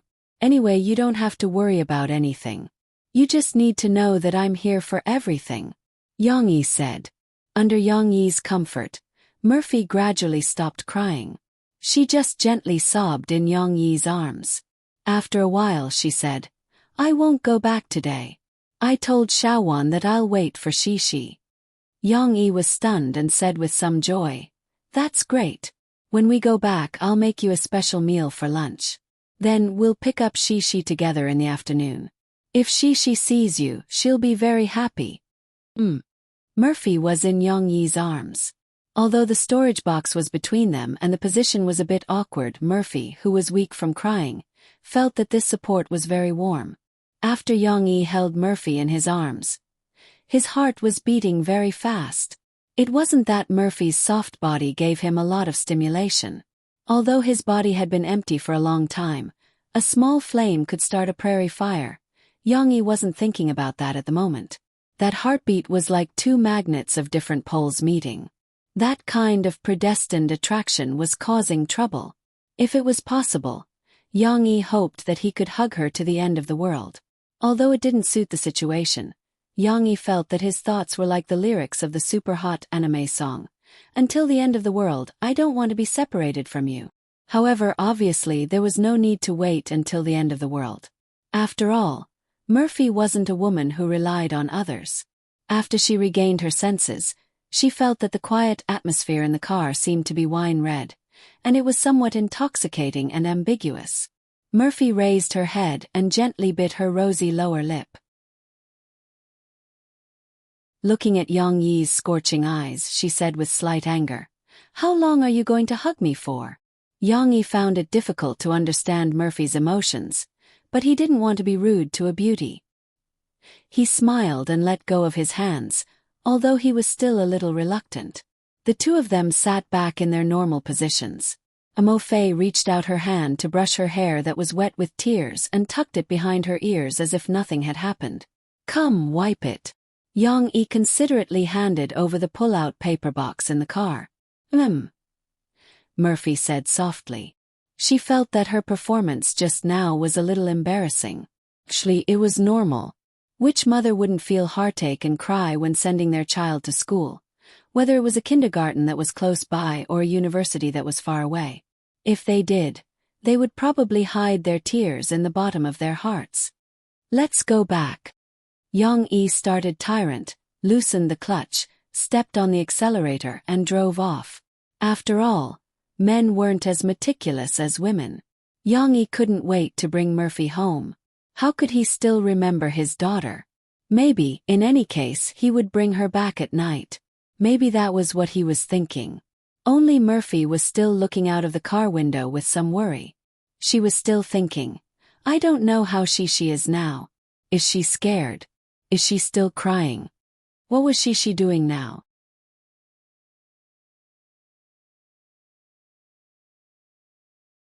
Chapter 173. Although she had promised her father not to cry, she still felt wronged in her heart, and her tears flowed uncontrollably. However, she was considered to be the most well-behaved among the dozen or so new children in the class. A few of them were crying so hard that they were out of breath, and Teacher Mu and the others couldn't coax them. "Sob, sob. Don't cry, okay? You're making me want to cry too." A slightly chubby little girl next to them burst into tears. That loud and clear voice immediately shocked Cece. She looked at her with a tear-stained face with her mouth wide open, and she even forgot to cry. Teacher Shen hurriedly ran over and comforted the loud little girl. "Aya, Lon Exin, aren't you a senior student? It's not like you've never been to kindergarten before. Why are you crying? There were more than 30 children in the class, and nearly 20 of them were promoted from the lower classes, including Lan Exine. There were only a dozen children like Shishi who had just signed up this year, but because of their age, they could only be transferred to the middle class. Lan Exine rubbed her eyes with her chubby little hands. She sobbed and complained. Because they're crying, I can't help it. I miss Daddy too. When she heard her last sentence, her longing for her father suddenly surged. She couldn't help but cry out, sob. I miss Papa too, Papa. She and Lan Exine's voices were quite loud. The two of them together immediately suppressed the crying children in the class, and this kind of sadness was contagious.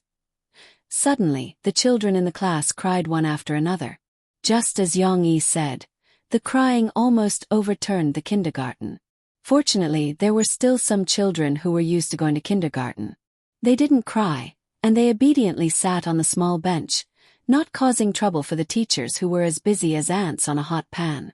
Except for a little girl who was relatively large. She couldn't sit still, so she jumped down from the chair and walked around the class. This girl was as tall as Shishi.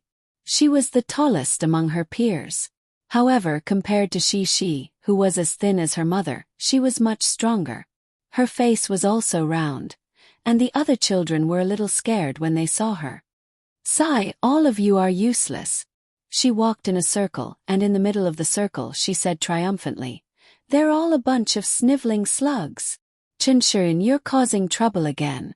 Teacher Kai, who was younger, hurriedly ran over and said reproachfully, don't talk to the children like that. That's clearly the case. When I came here I didn't cry. Chen-Shirin shouted, unconvinced. Shirin, don't throw a tantrum. Teacher Mu's gentle voice drifted over, causing Chen-Shirin to wilt. However, Teacher Mu still had a way to deal with her. He pulled her to the side and whispered to her gently. Finally, Teacher Mu pulled her over again. Shiryun, do you have something to say to everyone? Alright, Teacher Kai, I'm sorry. Children, I'm sorry. I shouldn't have said that you were. Although Chen Shiryun pouted under Teacher Mu's gaze, she still muttered. With such an episode attracting everyone's attention, the crying of the children gradually stopped. The teachers wiped the tears of the little guys and were about to start today's lesson. Children, we have 13 new children today, but we don't know each other. So, shall we introduce ourselves first? Teacher Mu asked the children to sit in a circle hand in hand. Teacher Shan and Teacher Kai also sat in the middle of the children. Then she walked around the circle and said, for example, Teacher Mu, what's your name? I know. It was Chen Shiryun again. This big girl raised her hand and shouted, it's Mu Yuyen. That's right. First of all you have to say your name. Then you have to tell us what you're good at. Teacher Mu said with a smile. For example, Teacher Mu, I can sing. Hee, Teacher Mu's singing is so good. Chen Shiryun said to the children next to her proudly. However, the children next to her sat upright with their hands behind their backs. Obviously, their parents were strict with them and had no intention of paying attention to her. She sat opposite Chen Shiryun. On her left was a silly little boy, and on her right was a very cute little girl who was secretly wiping her tears. She looked a little pitiful. She looked at Teacher Mu with full attention. Everything was so new to her. Gradually, she let go of her thoughts of her parents. It was the little boy next to Shi's turn to introduce himself. He stood up like everyone else, but he forgot what to say. Introduce yourself first. Teacher Mu gave him an encouraging look. My name is Nan Zhaoyu, the little boy said timidly. His voice was so soft. Okay, little Zhaoyu, what are you good at? Teacher Mu continued to remind him gently. Of course, there was no need for such young children to say their names clearly. They probably didn't even know how to write their own names. Teacher Mu was able to pronounce accurately because she had already memorized all the children's names and appearances. I can recite poems. When he said this, Nan Zhaoyu's voice was obviously louder. It seemed that he had some confidence in this skill of his. Recite poems. That's great. Our little Xiaoyu must have a good memory. Teacher Mu smiled and clapped. Let us once again welcome Nan Xiaoyu to our family of middle class. The applause was very enthusiastic. These children were very energetic when doing something together. The little boy sat down amidst the applause, his chest straight. Finally, it was Xi-Xi's turn to introduce herself. The little girl stood up and pinched the hem of her skirt nervously. Teacher Mu was still worried that she didn't know what to say and wanted to remind her, but Xi-Xi still opened her mouth. My name is Xi-Xi. No. Xi-Xi thought of something, waved her hand with a red face and said, My name is Yang Xi because my papa is also Yang. His name is Yang Yi and then he will call me Xi-Xi. The little girl was a little confused when organizing her words. After all, she was still young, but it was rare for her to speak clearly, unlike the other children who stuttered. Then I can draw. Papa taught me to draw very beautiful pictures, and I can sing. After she finished speaking, she stood there at a loss. She didn't know how to end it. Fortunately, Teacher Mu helped her out. Very good, our little young Xi introduced herself very well. Let's applaud and welcome her to join us. After a burst of applause, Xi sat down happily. The little girl beamed with joy and was in a particularly good mood. She began to have a positive evaluation of kindergarten life. At this moment, it was the little girl's turn to introduce herself. With tears still hanging from her eyelashes, she was even more bashful than Nan Xiaoyu just now. Under Teacher Mu's encouragement several times, she finally said her name in a soft voice. My name is Yang Luoqi, my father calls me Chi-Chi.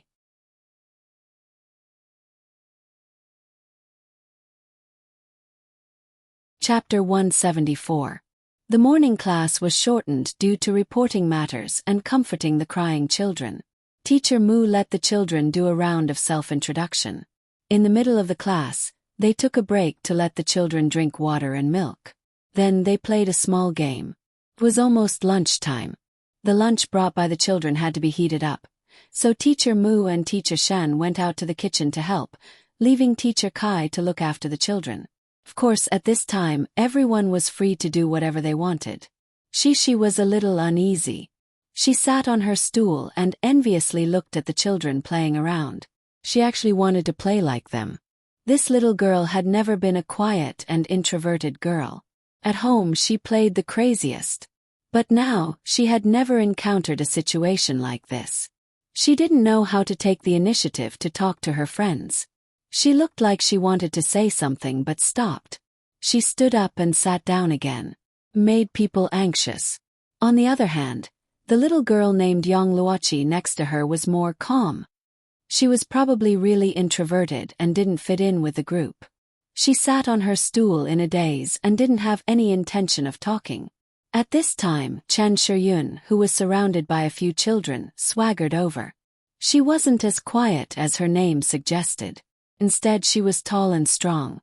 Like a dark cloud, she blocked Xi-Xi's line of sight. I'm Chen Shiyun. Are you Xi-Xi? Chen Shiyun asked loudly. Xi-Xi. This pronunciation made Yang Luoqi, who was next to her, subconsciously raise her head and look at Chen Shiyun in confusion. Mom said it was impolite to sit and talk to others. Xi quickly stood up.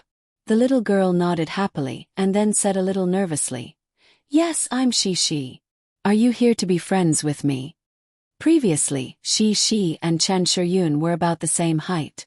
But when the two stood side by side, she saw that there was still a little gap. Xi was a little taller, not by much, about the size of an adult's finger. However, if they didn't stand together, Chen Shiyun's broad shoulders and thick waist made her look as tall as Xi. When Chen Shiyun saw that Xi was taller than her, she felt a little depressed. However, she was still a child after all. She only cared about talking to Xi. Well, I want to be friends with you, but you have to listen to me in the future. Why? Xi asked in confusion. My papa said that I should listen to the teacher. You can choose not to listen to your teacher, but you must listen to me. Chen Shiyun was not happy.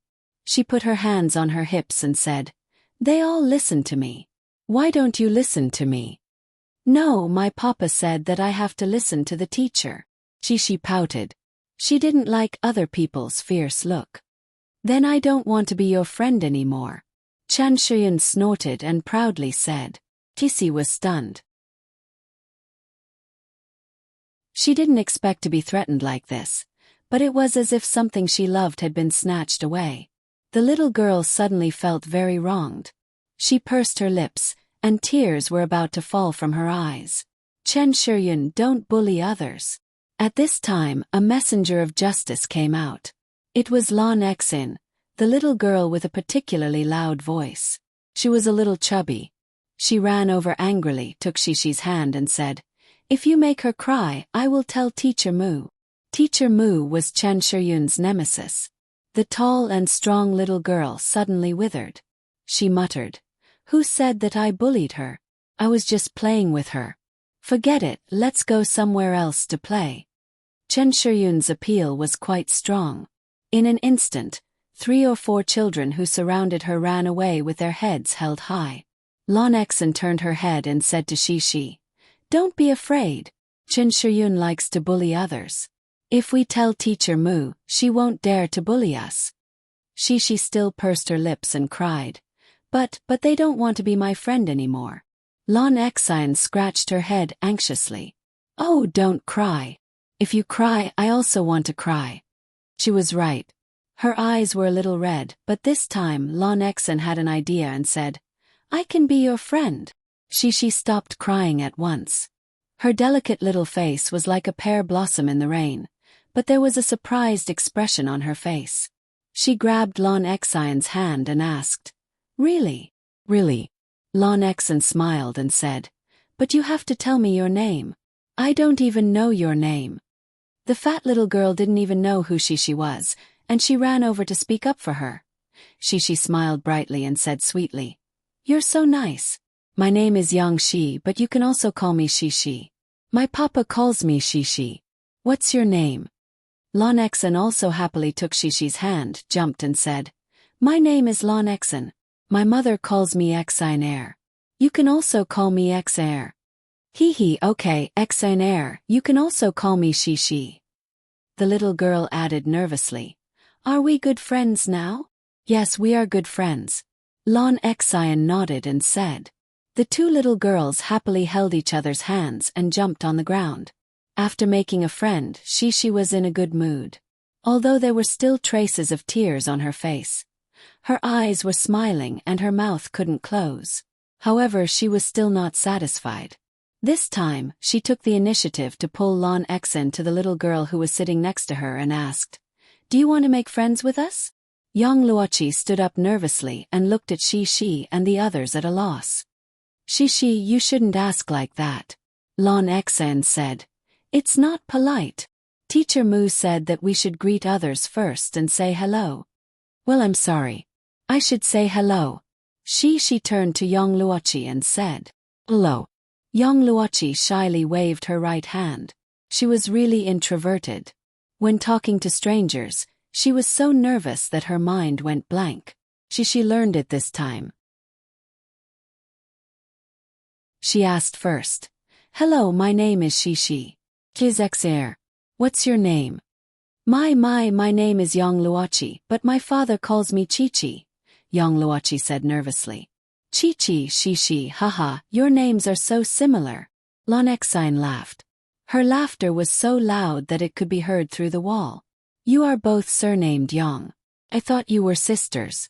"Hee, Chi-Chi, we are really like sisters. But if we are sisters, then I am the elder sister." She said happily. "Because I am older." Yang Luochi smiled shyly.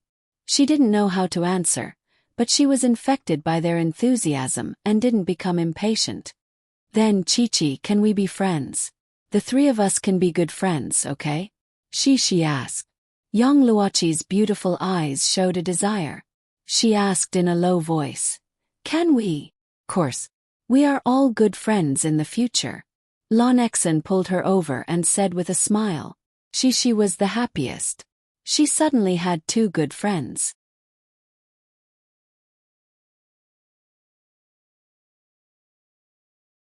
Chapter 175. Hint. It should be 710. I made a mistake. I can't change the title. There are more. When it was time for lunch, Shi's circle of friends had increased to 4. In addition to Lan Xian and Yang Luoqi, there was also Nan Zhaoyu. This shy little boy was also pulled over by the 3 little girls to play together. My papa's cooking is delicious. Mom asked me to bring an extra portion so that we can eat together. Cici told her friends early on that she was really happy to have met so many good friends. She really wanted to take out the things she liked to share with her friends. But my dad also brought me lunch. Yang Luoqi said regretfully, I can't eat that much. I also brought food. Nan Zhaoyu said weakly. Then I'll eat with Shi. Lan Xian said with a smile. I also brought food, but I can eat a lot. It's okay, we can all eat together. Shi smiled sweetly. My papa is very good, the food he cooks is super delicious. There's a lot of meat, I like chicken wings the most. I like it too. Lan Xian, the little fat girl, was drooling. Teacher Shan and Teacher Kai led the children to the dining area. It was a large dining hall. Every child from every class had to come. There were white, clean tables and long brown stools. They were arranged neatly, and it was very lively. Children, you have to wash your hands first, then you can eat. Teacher Mu smiled gently, clapped his hands and said softly. Shi and the others lined up and washed their hands at the sink one after another.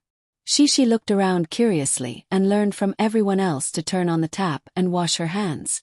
However, Shi washed very carefully. She paid attention to personal hygiene at home under the request of her father and mother. Lan Xian was more careless. She washed casually and couldn't wait to leave the line.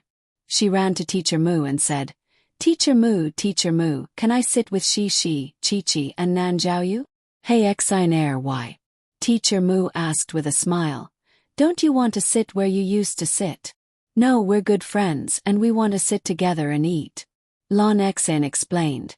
Then Shi said that she wanted to share her father's cooking with us. I want to eat it too. Teacher Mu rubbed Lan Xian's forehead with a smile and said, Okay, I'll arrange you to sit together later. Sure enough, after a while, Shi and the others were arranged to sit at a table by the teachers. Lan Xian happily sat next to Shi, while Yang Luoqi sat on the other side of Shi. Nan Zhaoyu was more miserable, so he could only sit on the opposite side. Let me tell you guys, Mr. Mu is a really nice person. Lan Xian happily said a few more words until Mr. Shan and Mr. Kai distributed the food to all the students. Teacher Shan and Teacher Kai didn't make a mistake, because it was quite easy to recognize. When parents reported in the morning, they were asked to put their children's names on the lunchboxes. Shi got her 2 boxes of food. She happily opened the blue cat lunchbox. This lunchbox had a built-in mechanism. As long as she pressed a button, it would open by itself. Each layer was spread open, a bit like an automatic pencil box used by primary school students. The bottom layer was white rice. It didn't look as good as when it was just steamed, but it was still fragrant after being heated. The middle layer was mainly vegetables. In order to let Shi eat more vegetables, Yang Yi put in a little more effort to make a combination of meat and vegetables, fresh shrimp and vegetable rolls. White rice paper wrapped green lettuce, red finely shaved carrot shreds, and beige almond fragments. The most attractive part was the bright red shrimp meat inside. These were fresh shrimp. They were boiled and peeled, cut open like the shrimp on sushi, and then soaked in vinegar and lemon juice. Roll after roll, it looked very tempting and very appetizing. Of course, the most attractive thing for the children was the meat dishes on the top layer. This was the first day.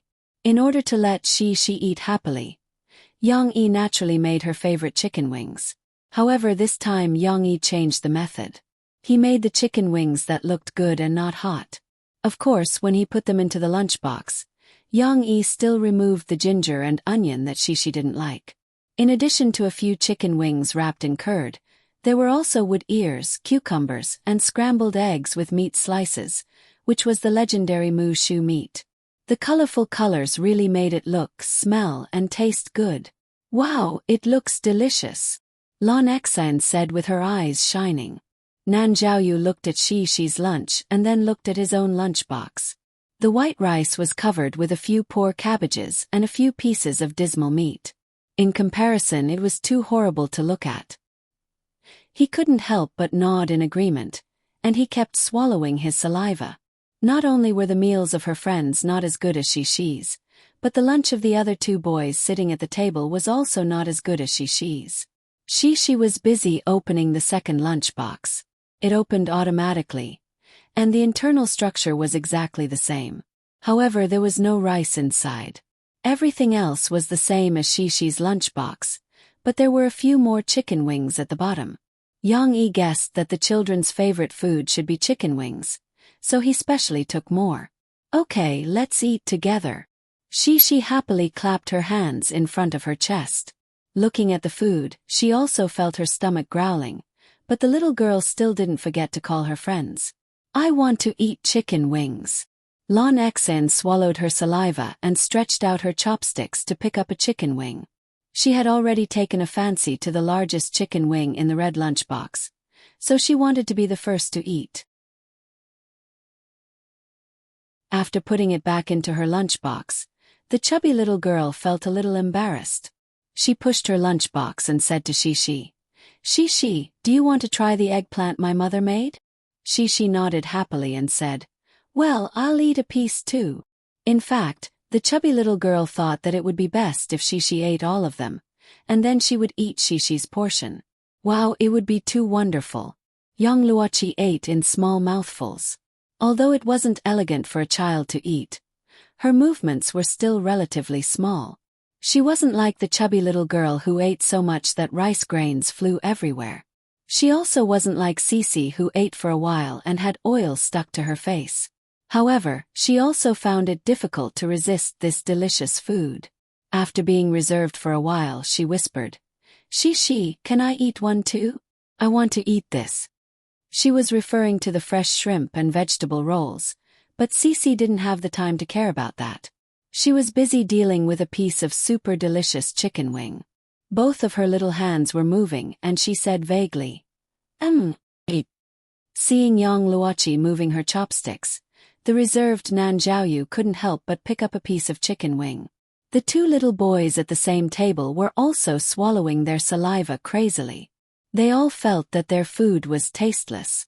Finally, one of them couldn't help but reach out his chopsticks hesitantly. Path! Halfway, it was intercepted by a chubby little hand.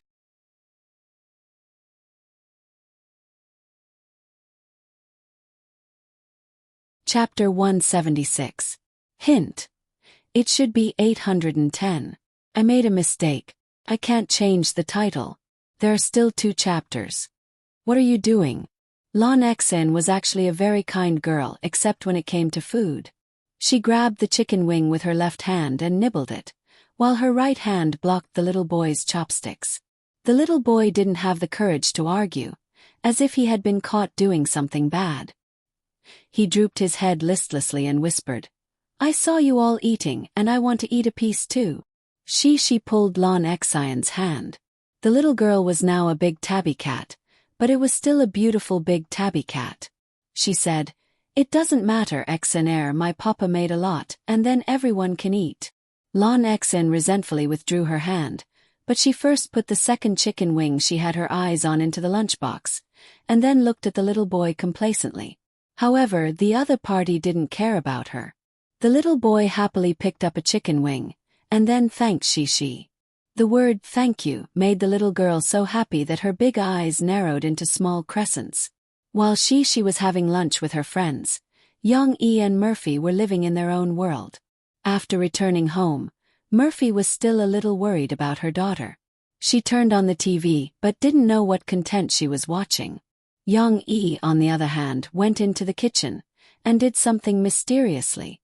Of course, at this time, Murphy didn't have the mind to think about what Yang Yi was doing. He said that he would make a special lunch for Murphy, but Murphy didn't think much of it. Yang Yi, on the other hand, was very carefully prepared.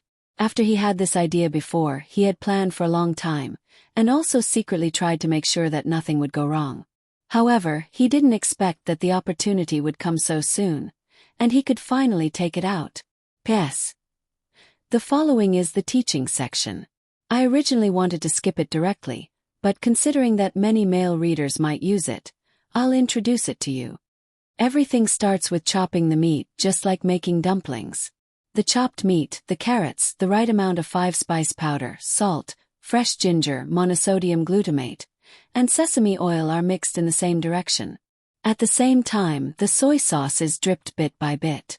Yang-yi didn't plan to add cabbage or shiitake mushrooms because he didn't really want to make dumplings. If he mixed them like this, it would affect the effect. However, Yang-yi still took out the cabbage. He cut off the leaves and left the stalk, as well as the carrot and cucumber. The latter two were cut into slender slices as thin as cicada wings with a slanted knife. Ignite the fire, take out the pot, boil the water and wait for the water to boil. Add in the cabbage stalks, carrot slices and cucumber slices. Boil the carrot slices and cucumber slices for about 30 seconds before removing the water.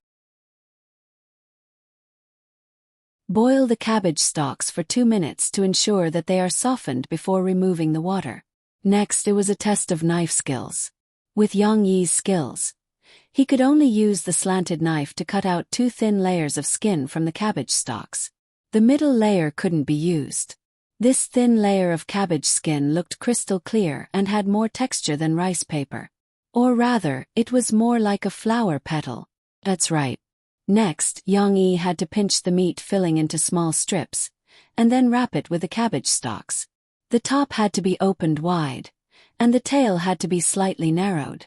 One couldn't see anything, but when Yang-yi placed the cabbage skin wrapped in the meat filling to make a circle around the edge of the large white plate, the embryonic form had already appeared. Next, the cooked carrot slices and cucumber slices were wrapped in the meat filling in the same way. The green roses were wrapped in the second circle, and then the pink roses were filled in the middle. To decorate, Yang-yi sprinkled a little yellow pepper in the middle. Of course, this wasn't the last step. He still had to steam the meat filling in the steamer. This would take around 15 minutes. After steaming, it was basically ready to eat. However, Yang-yi was a person who strived for perfection. He also poured out the soup from the steamer into the wok, lit the fire and boiled it. Then he poured in water and starch. This process was called thickening. After the soup boiled again, he turned off the heat and poured the soup evenly over the flowers. Instantly, the colorful flowers seemed to have come to life. The crystal clear dewdrops were very lovable. Time for lunch. Yang-yi pulled Murphy to the dining table. The two of them sat at the side. Murphy also recovered. She looked at the table. There was a dish covered with a spherical lid. She didn't know what it was. Then there was a clean plate in front of each of them. There was also a bowl of prepared sauce. This was simply too simple. Murphy had eaten so many meals at Yang-yi's house, but she had never seen such a simple meal.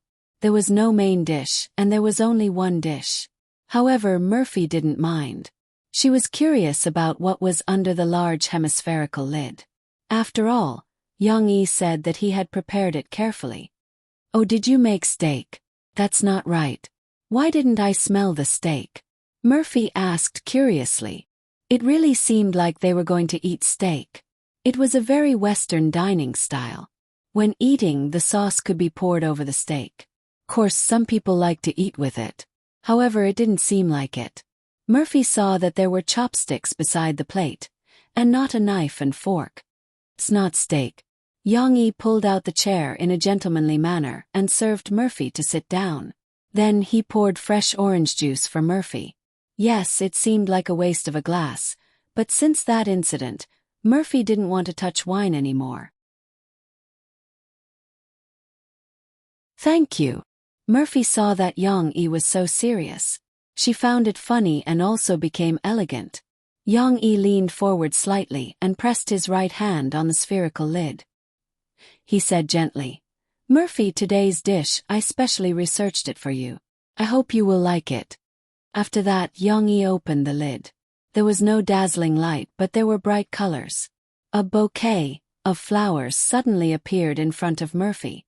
Murphy was stunned for a moment. At first glance, she didn't see it clearly.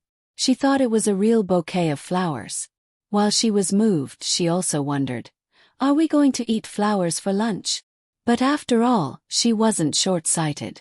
Murphy quickly recognized that these were just fake flowers. Even the stamens were balls of meat stuffing. Puffed. Murphy was moved and found it funny.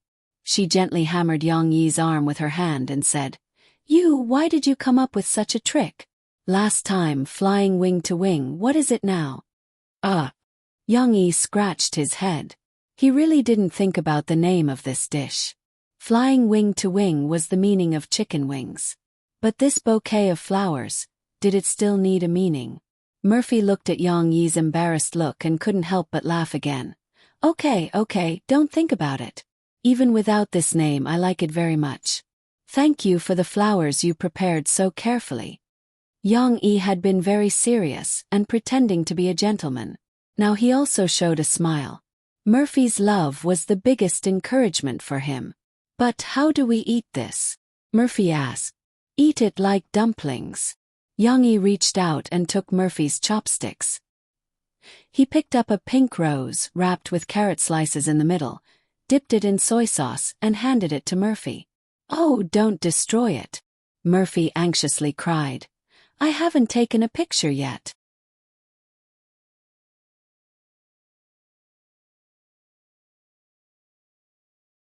Chapter 177. In front of a plate of incomplete fresh flowers, Murphy angrily looked at Yang Yi, who awkwardly raised his chopsticks.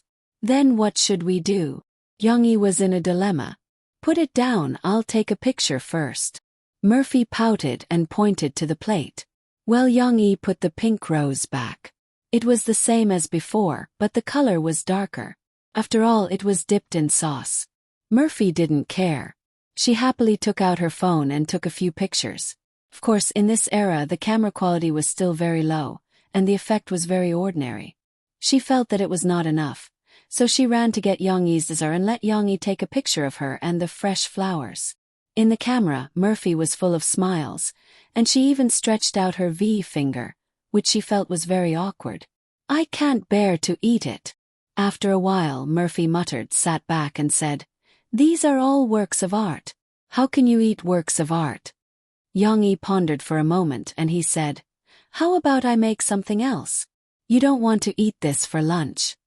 Murphy pulled him, smiled and said, Okay, I'm just kidding, no need to go through so much trouble. Come, you eat first. Murphy picked up the chopsticks, picked up the pink rose that Yang Yi dipped in sauce, and handed it to Yang Yi. Come, be good and open your mouth. This was the tone used to coax Shi. Murphy was obviously mischievous. Her eyes were like the autumn water, shining with a smile.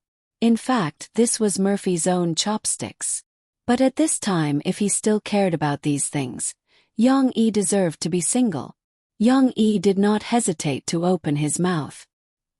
He also very sensibly bowed his head and let Murphy put the steamed dumpling into his mouth. In the end, he even sucked the tip of the chopsticks. Is it good? Murphy looked at Yang Yi chewing and asked expectantly. Yang Yi nodded. After he finished eating, he said, The taste is not bad. The meat filling is very good. It's just that it's a little cold. You have to eat quickly. Murphy also picked up a piece of pink rose. She didn't mind that the chopsticks had been eaten by Yang Yi before. She followed Yang Yi's example and dipped it in the sauce before stuffing it into her mouth to taste. The sauce was made with vinegar and other condiments to promote digestion. It wasn't very salty, but instead it allowed the fresh taste of the meat to blossom in the mouth. It's delicious. Murphy's eyes lit up and she pouted. Originally, she didn't have much hope. After all, many good-looking dishes sacrificed taste for shape. However, Yang Yi's plate of fresh flowers was unexpectedly delicious. Moreover, Yang Yi's meat stuffing was not only delicious, but it also solidified the water content. It was even more delicious than ordinary dumpling stuffing. Is that so? Yang Yi said with a smile. Mo Fei's affirmation made him feel that it was worth it to spend a lot of effort to make this dish. You eat too. Murphy picked up another pink rose, dipped it in the sauce and sent it over. Young Yi was stunned. He didn't expect Murphy to pick it up for him. He bowed his head and took another bite. Mo Fei took back the chopsticks at this moment, and an imperceptible blush appeared on her cold face. Only then did she remember that she had just eaten the chopsticks. Then, the two of them kept going back and forth. Didn't that mean that they had indirectly kissed? In order to cover up her inner shame, Murphy bowed her head to capture the other fresh flowers. However, she encountered a problem with the green rose. The thin slices cut out of the cucumber were not so long, and they were very crispy. They didn't wrap the meat filling well like the others. If you accidentally pick it up, the chopsticks will fall apart. Hey, what should I do with this? Murphy asked Yang Yi for help. Yang Yi smiled slightly. He took out his chopsticks and gently said, "Let me do it." Yang Yi's strength was very light. The chopsticks steadily picked up a green rose, dipped it in the sauce and handed it to Murphy. "This is also good. I've picked it up for you twice. This time, it's your turn to pick it up for me." Murphy blushed and said while eating the green rose. "Cucumber is also very delicious," Murphy said while chewing. "Then try the cabbage." Yang Yi continued to pick for Murphy. Murphy didn't only eat by herself. Her interest was piqued by Yang Yi. She smiled and also picked it up for Yang Yi. The two of them fed each other, and the big plate of fresh flowers was quickly wiped out. In the end, the two of them even used their hands. Yes, Murphy couldn't pick up the green rose, so she directly picked one up. Without dipping it in the sauce, she stuffed it into Yang Yi's mouth. She even giggled and said, "I'm full. The rest is yours. You have to finish it, understand?" Yang Yi nodded, but before he could finish the one in his mouth, Mo Fei stuffed another one into his mouth. She was still using her hands, trying to stuff Yang Yi's mouth full as if she was pranking him. Yang Yi had no choice but to grab Mo Fei's hand. He and Mo Fei stared at each other. At first, Mo Fei was still giggling as if she had been caught doing a prank. But later, when they looked at each other like this, he felt that the temperature between them had risen a little, and the air between them seemed to be conducting electric current. Murphy pursed her lips. She didn't know why, but her heart was beating wildly. "Murphy." Yang Yi finally finished eating. He couldn't help but lick his lips and said softly, "N." Murphy's hand was gently held by Yang Yi. In fact, she could have broken free if she pulled back, but Murphy didn't. She looked at Yang Yi's burning eyes and was a little flustered.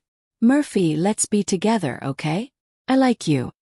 Yang Yi actually didn't have the intention to confess again. But after he held Murphy's hand, he couldn't resist the impulse in his heart. This was not something that could be expected. When Mo Fei saw Yang Yi's eyes that were filled with love, she was already mentally prepared. She bit her lower lip. Although she couldn't fake her expression, her mouth was still stubborn. She still pretended to be cold when she said, "That won't do. How can I let you off so easily?" But this wasn't her original intention. After saying it, she immediately added, "At the very least, you have to write a new love poem for me on the spot. I'll only agree if I'm satisfied. And I can't agree to it so easily. Men usually don't cherish things that are too easy to get. I'll just set up a small obstacle for him." The woman thought she was smart. Yang Yi was actually a little disappointed at first. But after hearing Murphy's addition, he was overjoyed. However, Murphy was worried about her own gains and losses. Will it be too difficult to write a poem? What if he can't write it? Hence, Murphy changed her words. "Or you don't have to write a poem. You can draw a comic instead. Just draw the shape of I love you. It has to make me happy." Perhaps Yang Yi could do this. However, Yang Yi quickly shook his head and said, no need to change. I'll read a poem for you now. I'll write it for you."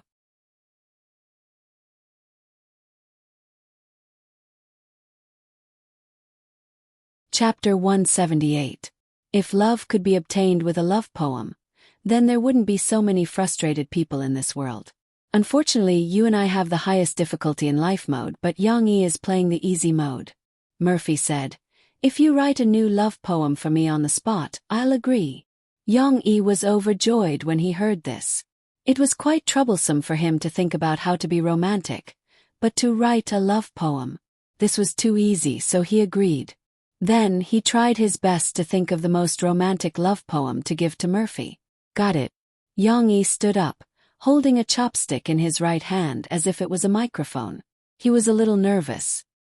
His left hand clenched and unclenched, trying his best to adjust his state. Murphy pursed her lips.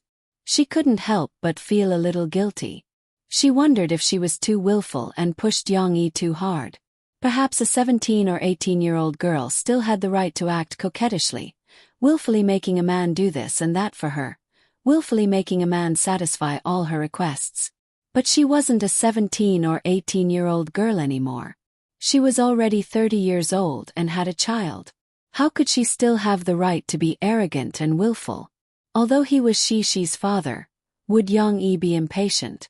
Would he be angry at her willfulness? Murphy was a little nervous. She was afraid that she had crossed Yang-yi's bottom line. What if she couldn't get out of the scene? However, Mo Fei also wanted to experience the kind of sweet love that was described in the book. She also wanted to be like a little princess, to be doted on by a man, to be at her whim, to think of all ways to create romance for her, to give her a surprise. It was very contradictory. Just when Mo Fei was worrying about the gains and losses, Yang-yi coughed softly and began to recite his poem, "I love you." Note 1. Murphy looked up in confusion. Was "I love you" a direct confession? Or was it the name of the poem? I love you not only because of your appearance, but also because of how I am when I'm with you. I love you, not only because of what you've done for me, but also because of what I can do for you. It was really a poem. Murphy was stunned. The first paragraph caused her emotions to surge. She recalled the changes in Yang-yi over the past 2 months. Perhaps this was his heartfelt confession. I love you because you can summon the truest part of me.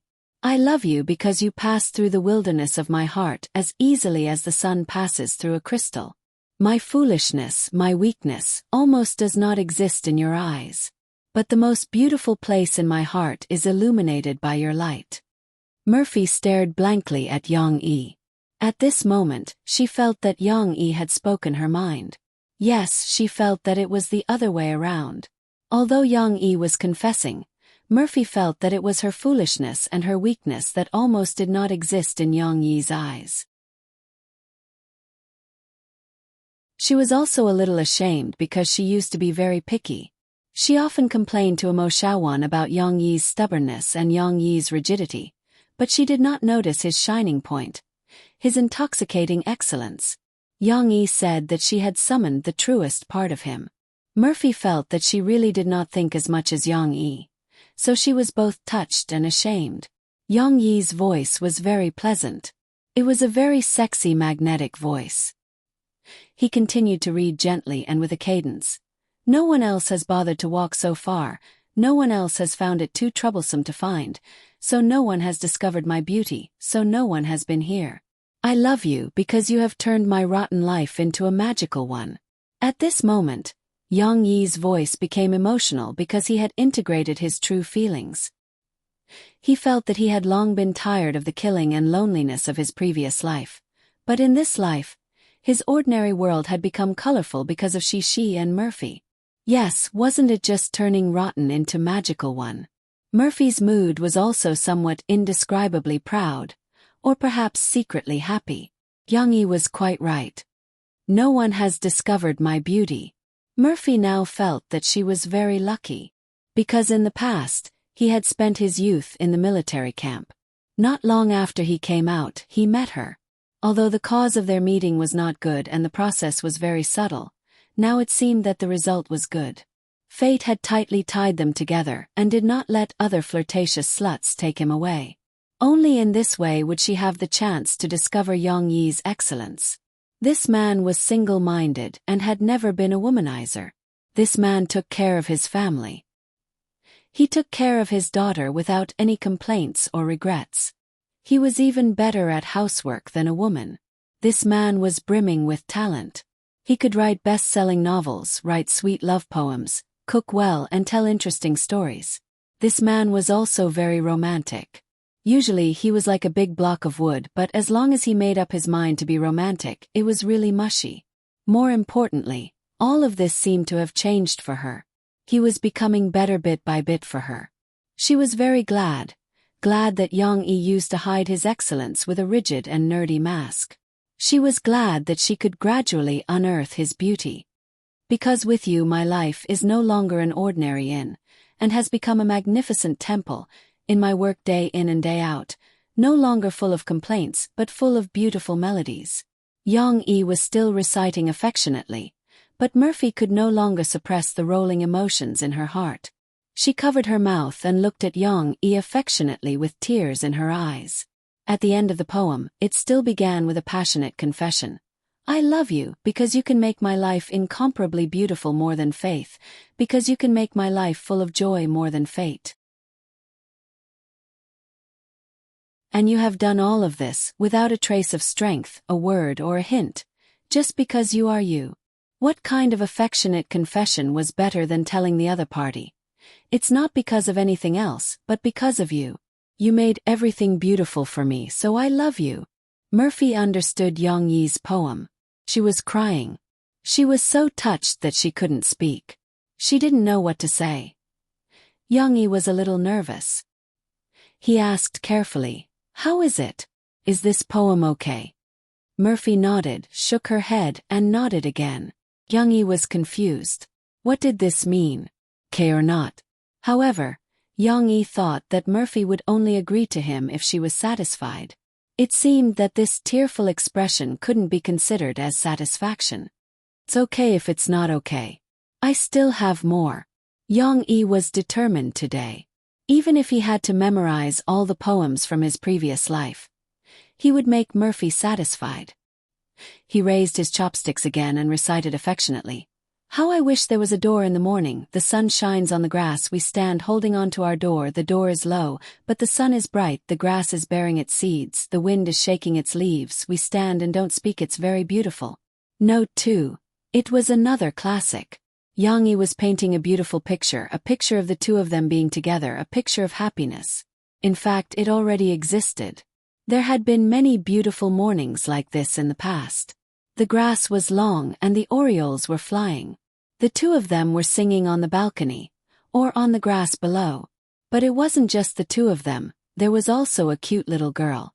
These beautiful things were also what Murphy looked forward to. She was so moved that she couldn't control herself. Tears blurred her vision and happiness blocked her voice in her throat. She could only shake her head vigorously. Still not okay. Young-i misunderstood. He scratched his head and said seriously, "Then I'll continue." I said no need. I'm satisfied. I promise you. Murphy choked and shouted, but her voice was distorted. Young-i heard it vaguely. He asked doubtfully, "What did you say?" I said I love you. Murphy stamped her feet and stared. She wiped her tears and said angrily. Young-i heard it clearly this time, but he couldn't believe his ears. "Ah? You, what did you say?" "Ugh." This time he couldn't speak.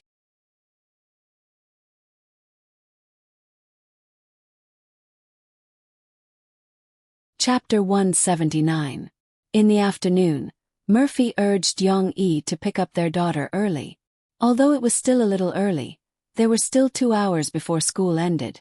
Young-i couldn't persuade Murphy, so he drove Tyrant out. When Murphy got into the car, her hair was still a little wet and messy. However, there was no need to think too much. Nothing indescribable happened between Murphy and Young-i in the afternoon. Although Young-i was pressed against the wall and kissed by Murphy, he didn't go any further.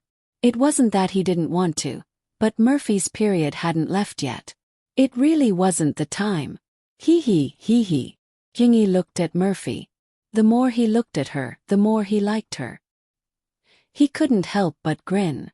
It was said that a woman's IQ was 0 when she was in love. Now, it seemed that this man wasn't much better. He was smiling like a fool.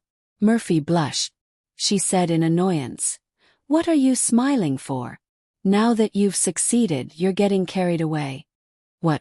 Yang-yi reached out to pick up Murphy's hand and gently intertwine their fingers. However, his hand was bigger, so he easily pried open Murphy's fingers. "I just think that you're especially beautiful." This blockhead was enlightened. What a load of flirtatious words. Murphy's heart was about to burst with honey. She pursed her lips. She didn't know how to answer, so she looked at Yang-yi. Murphy muttered in her heart, "Only now do I realize that this blockhead is actually quite handsome. He's tall and big. His hair is never meticulously groomed like those pretty boys, but it's neat and clean. He has a strong face and sharp eyebrows. Originally, I thought he was very rigid, but now he's becoming more and more manly. Don't tell others that he has a great figure." Beauty was really in the eye of the beholder. Murphy looked at Yang-yi, and the more she looked at him, the more she liked him. The two of them held hands and looked at each other affectionately. After some time, the mother or Murphy reacted first. "Yes, she." She retracted her hand and found that Yang-yi was holding it very tightly. She could only rebuke him and say, "Hey, when are you going to stop pulling me? Are you still going to drive?" Only then did Yang-yi come to his senses. He quickly let go of his hand and smiled embarrassedly. He turned the key and started the car. Ding-ling-ling. The phone's alarm woke up the two people who had waited for more than an hour because they had arrived too early. They couldn't help but do indescribable things in the car. Murphy hurriedly pushed Yang-yi away and sat up straight in the front passenger seat. She turned the rear-view mirror and looked at the celebrity in the mirror. Her cheeks were rosy and her lips were slightly swollen, but she was still beautiful. Her hair, which had been washed in the afternoon, was messy again. Her clothes were also a little untidy. It was all because of that restless big hand. Murphy hurriedly tidied herself up and grumbled, "Isn't it already 5:30? Hurry up and pick up your daughter." Yang-yi reached out and gently tucked a strand of Murphy's hair behind her ear. He smiled and said, "Don't be nervous. I'll go now." In front of the kindergarten, there was a lot of traffic.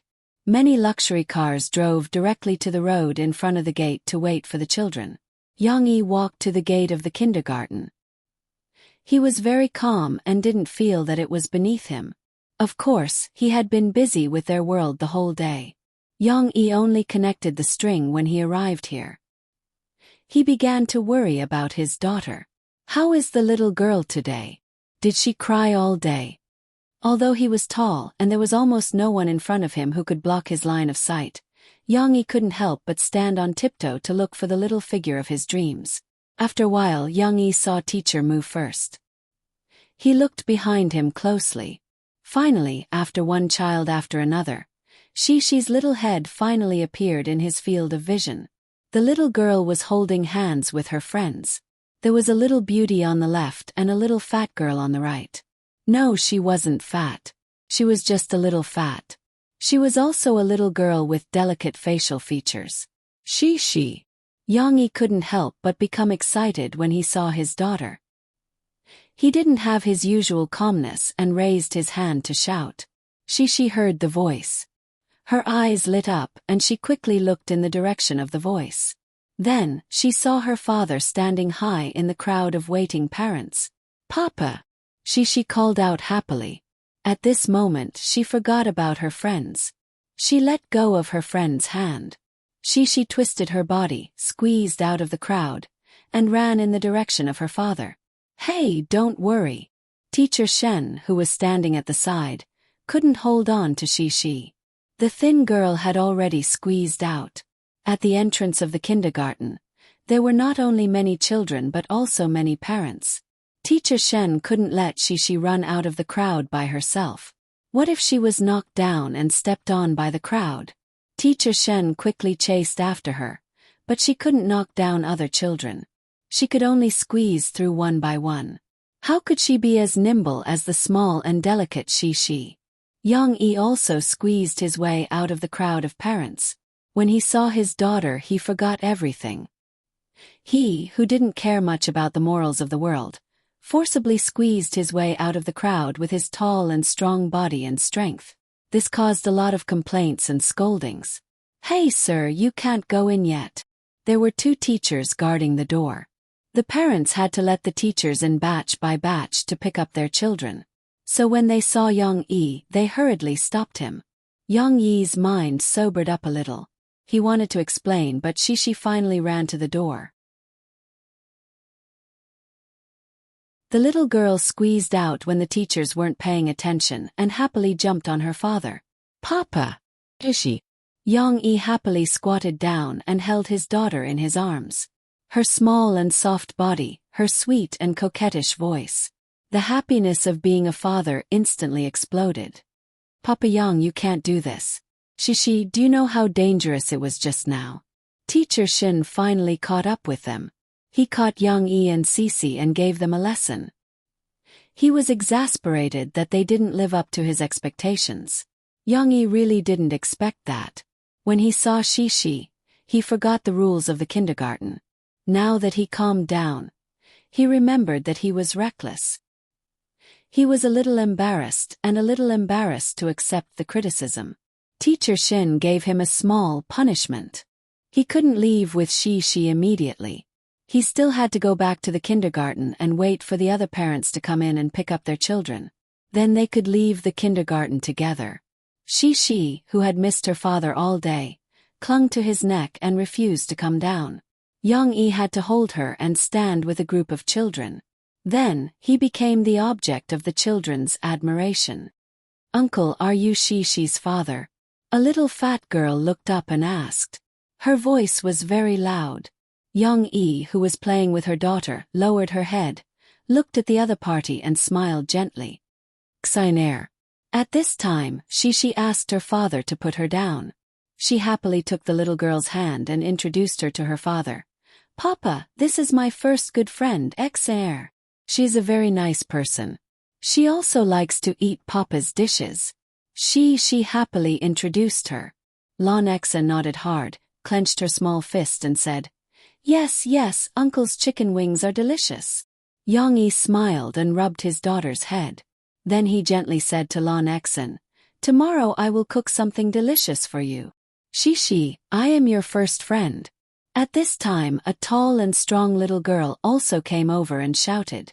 Then she looked at Yang-yi expectantly. "Uncle, I also like to eat." "Papa, this is Chen Shiyun. Okay, you are my first friend. She is also very powerful and very strong." She happily introduced her new friends. Didn't Chen Shiyun have a bad relationship with Shi? How did they become good friends again?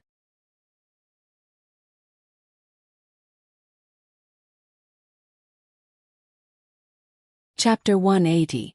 In fact, how could there be so many unresolvable grudges between children? Although Chen Shiyun was a little sarcastic and arrogant in the morning, which made Cici unhappy, Cici had almost completely forgotten about it when she turned around. Moreover, she had made a few good friends to add to her happiness. At noon, Chen Shiyun was restless as usual. After eating a few mouthfuls of rice, she waddled around the canteen. Teacher Mu and the others had to take care of some children who were spoiled by their parents and didn't know how to eat by themselves, so they didn't have time to take care of her. As a result, Chen Shiyun, who passed by Shi's table, was captured by Shi's chicken wings. The kind Shi didn't refuse. She even happily asked Chen Shiyun to eat with her. Lon Exen was actually a little unhappy, but it wasn't because she was hostile to Chen Shiyun, but because she was worried that Chen Shiyun, with her big appetite, would steal all the delicious food. However, Chen Shiyun came a little late. Lon Exen and Shi were full, so she didn't care too much. Chen Shiyun, a carefree little girl, didn't feel that she had isolated Shi from her circle of friends. She just didn't play with her temporarily because Shi was disobedient. "Chen Shiyun, are we still good friends?" Shi asked nervously. "Course," Chen Shiyun said matter-of-factly. "I'm the first one who wants to make friends with you." Maybe she was still disobedient, but Chen Shiyun thought that since she had so much delicious food, it was nothing to be disobedient. So she made a lot of friends because of my dishes. Haha, it seems that I have to prepare more in the future, Yang Yi said to Murphy proudly. His hands didn't stop turning the steering wheel to pass the corner of the overpass. On the way back, Yang Yi had just received his punishment.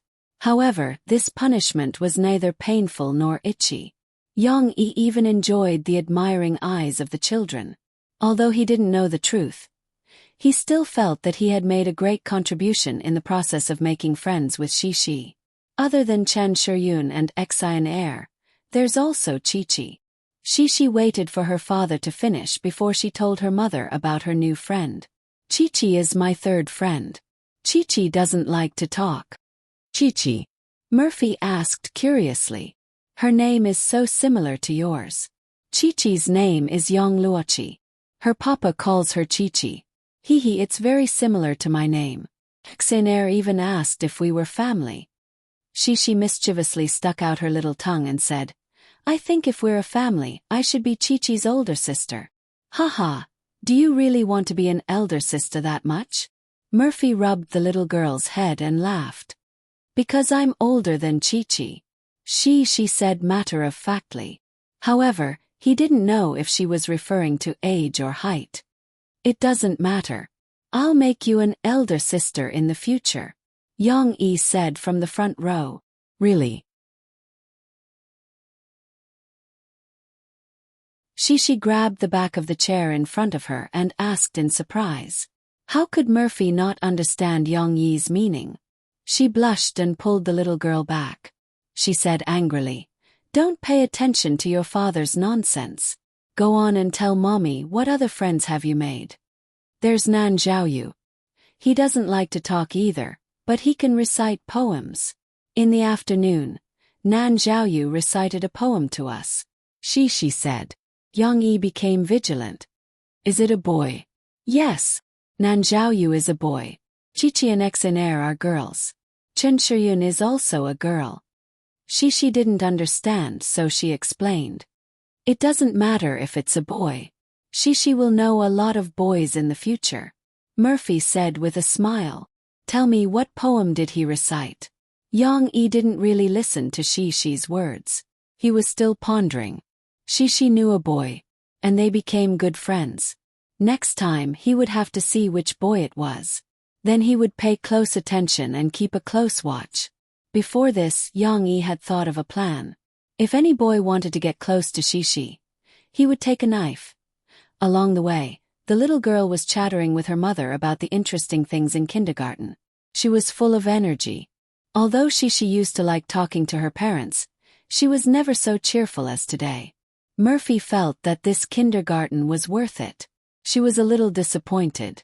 After all, Shi's reaction wasn't as she had expected. She didn't cry the whole day because she missed her mother. But overall, Shi's condition was still good. When they got home, Yang Yi went to the kitchen to prepare dinner. Mo Fei was still asking Cici about her experience in kindergarten in detail, and Cici was still talking about it one by one, no matter how big or small. Chi can dance. She can dance very well. It turned out that in the afternoon, Mr. Mu had arranged a small talent show for each child to perform their own talent.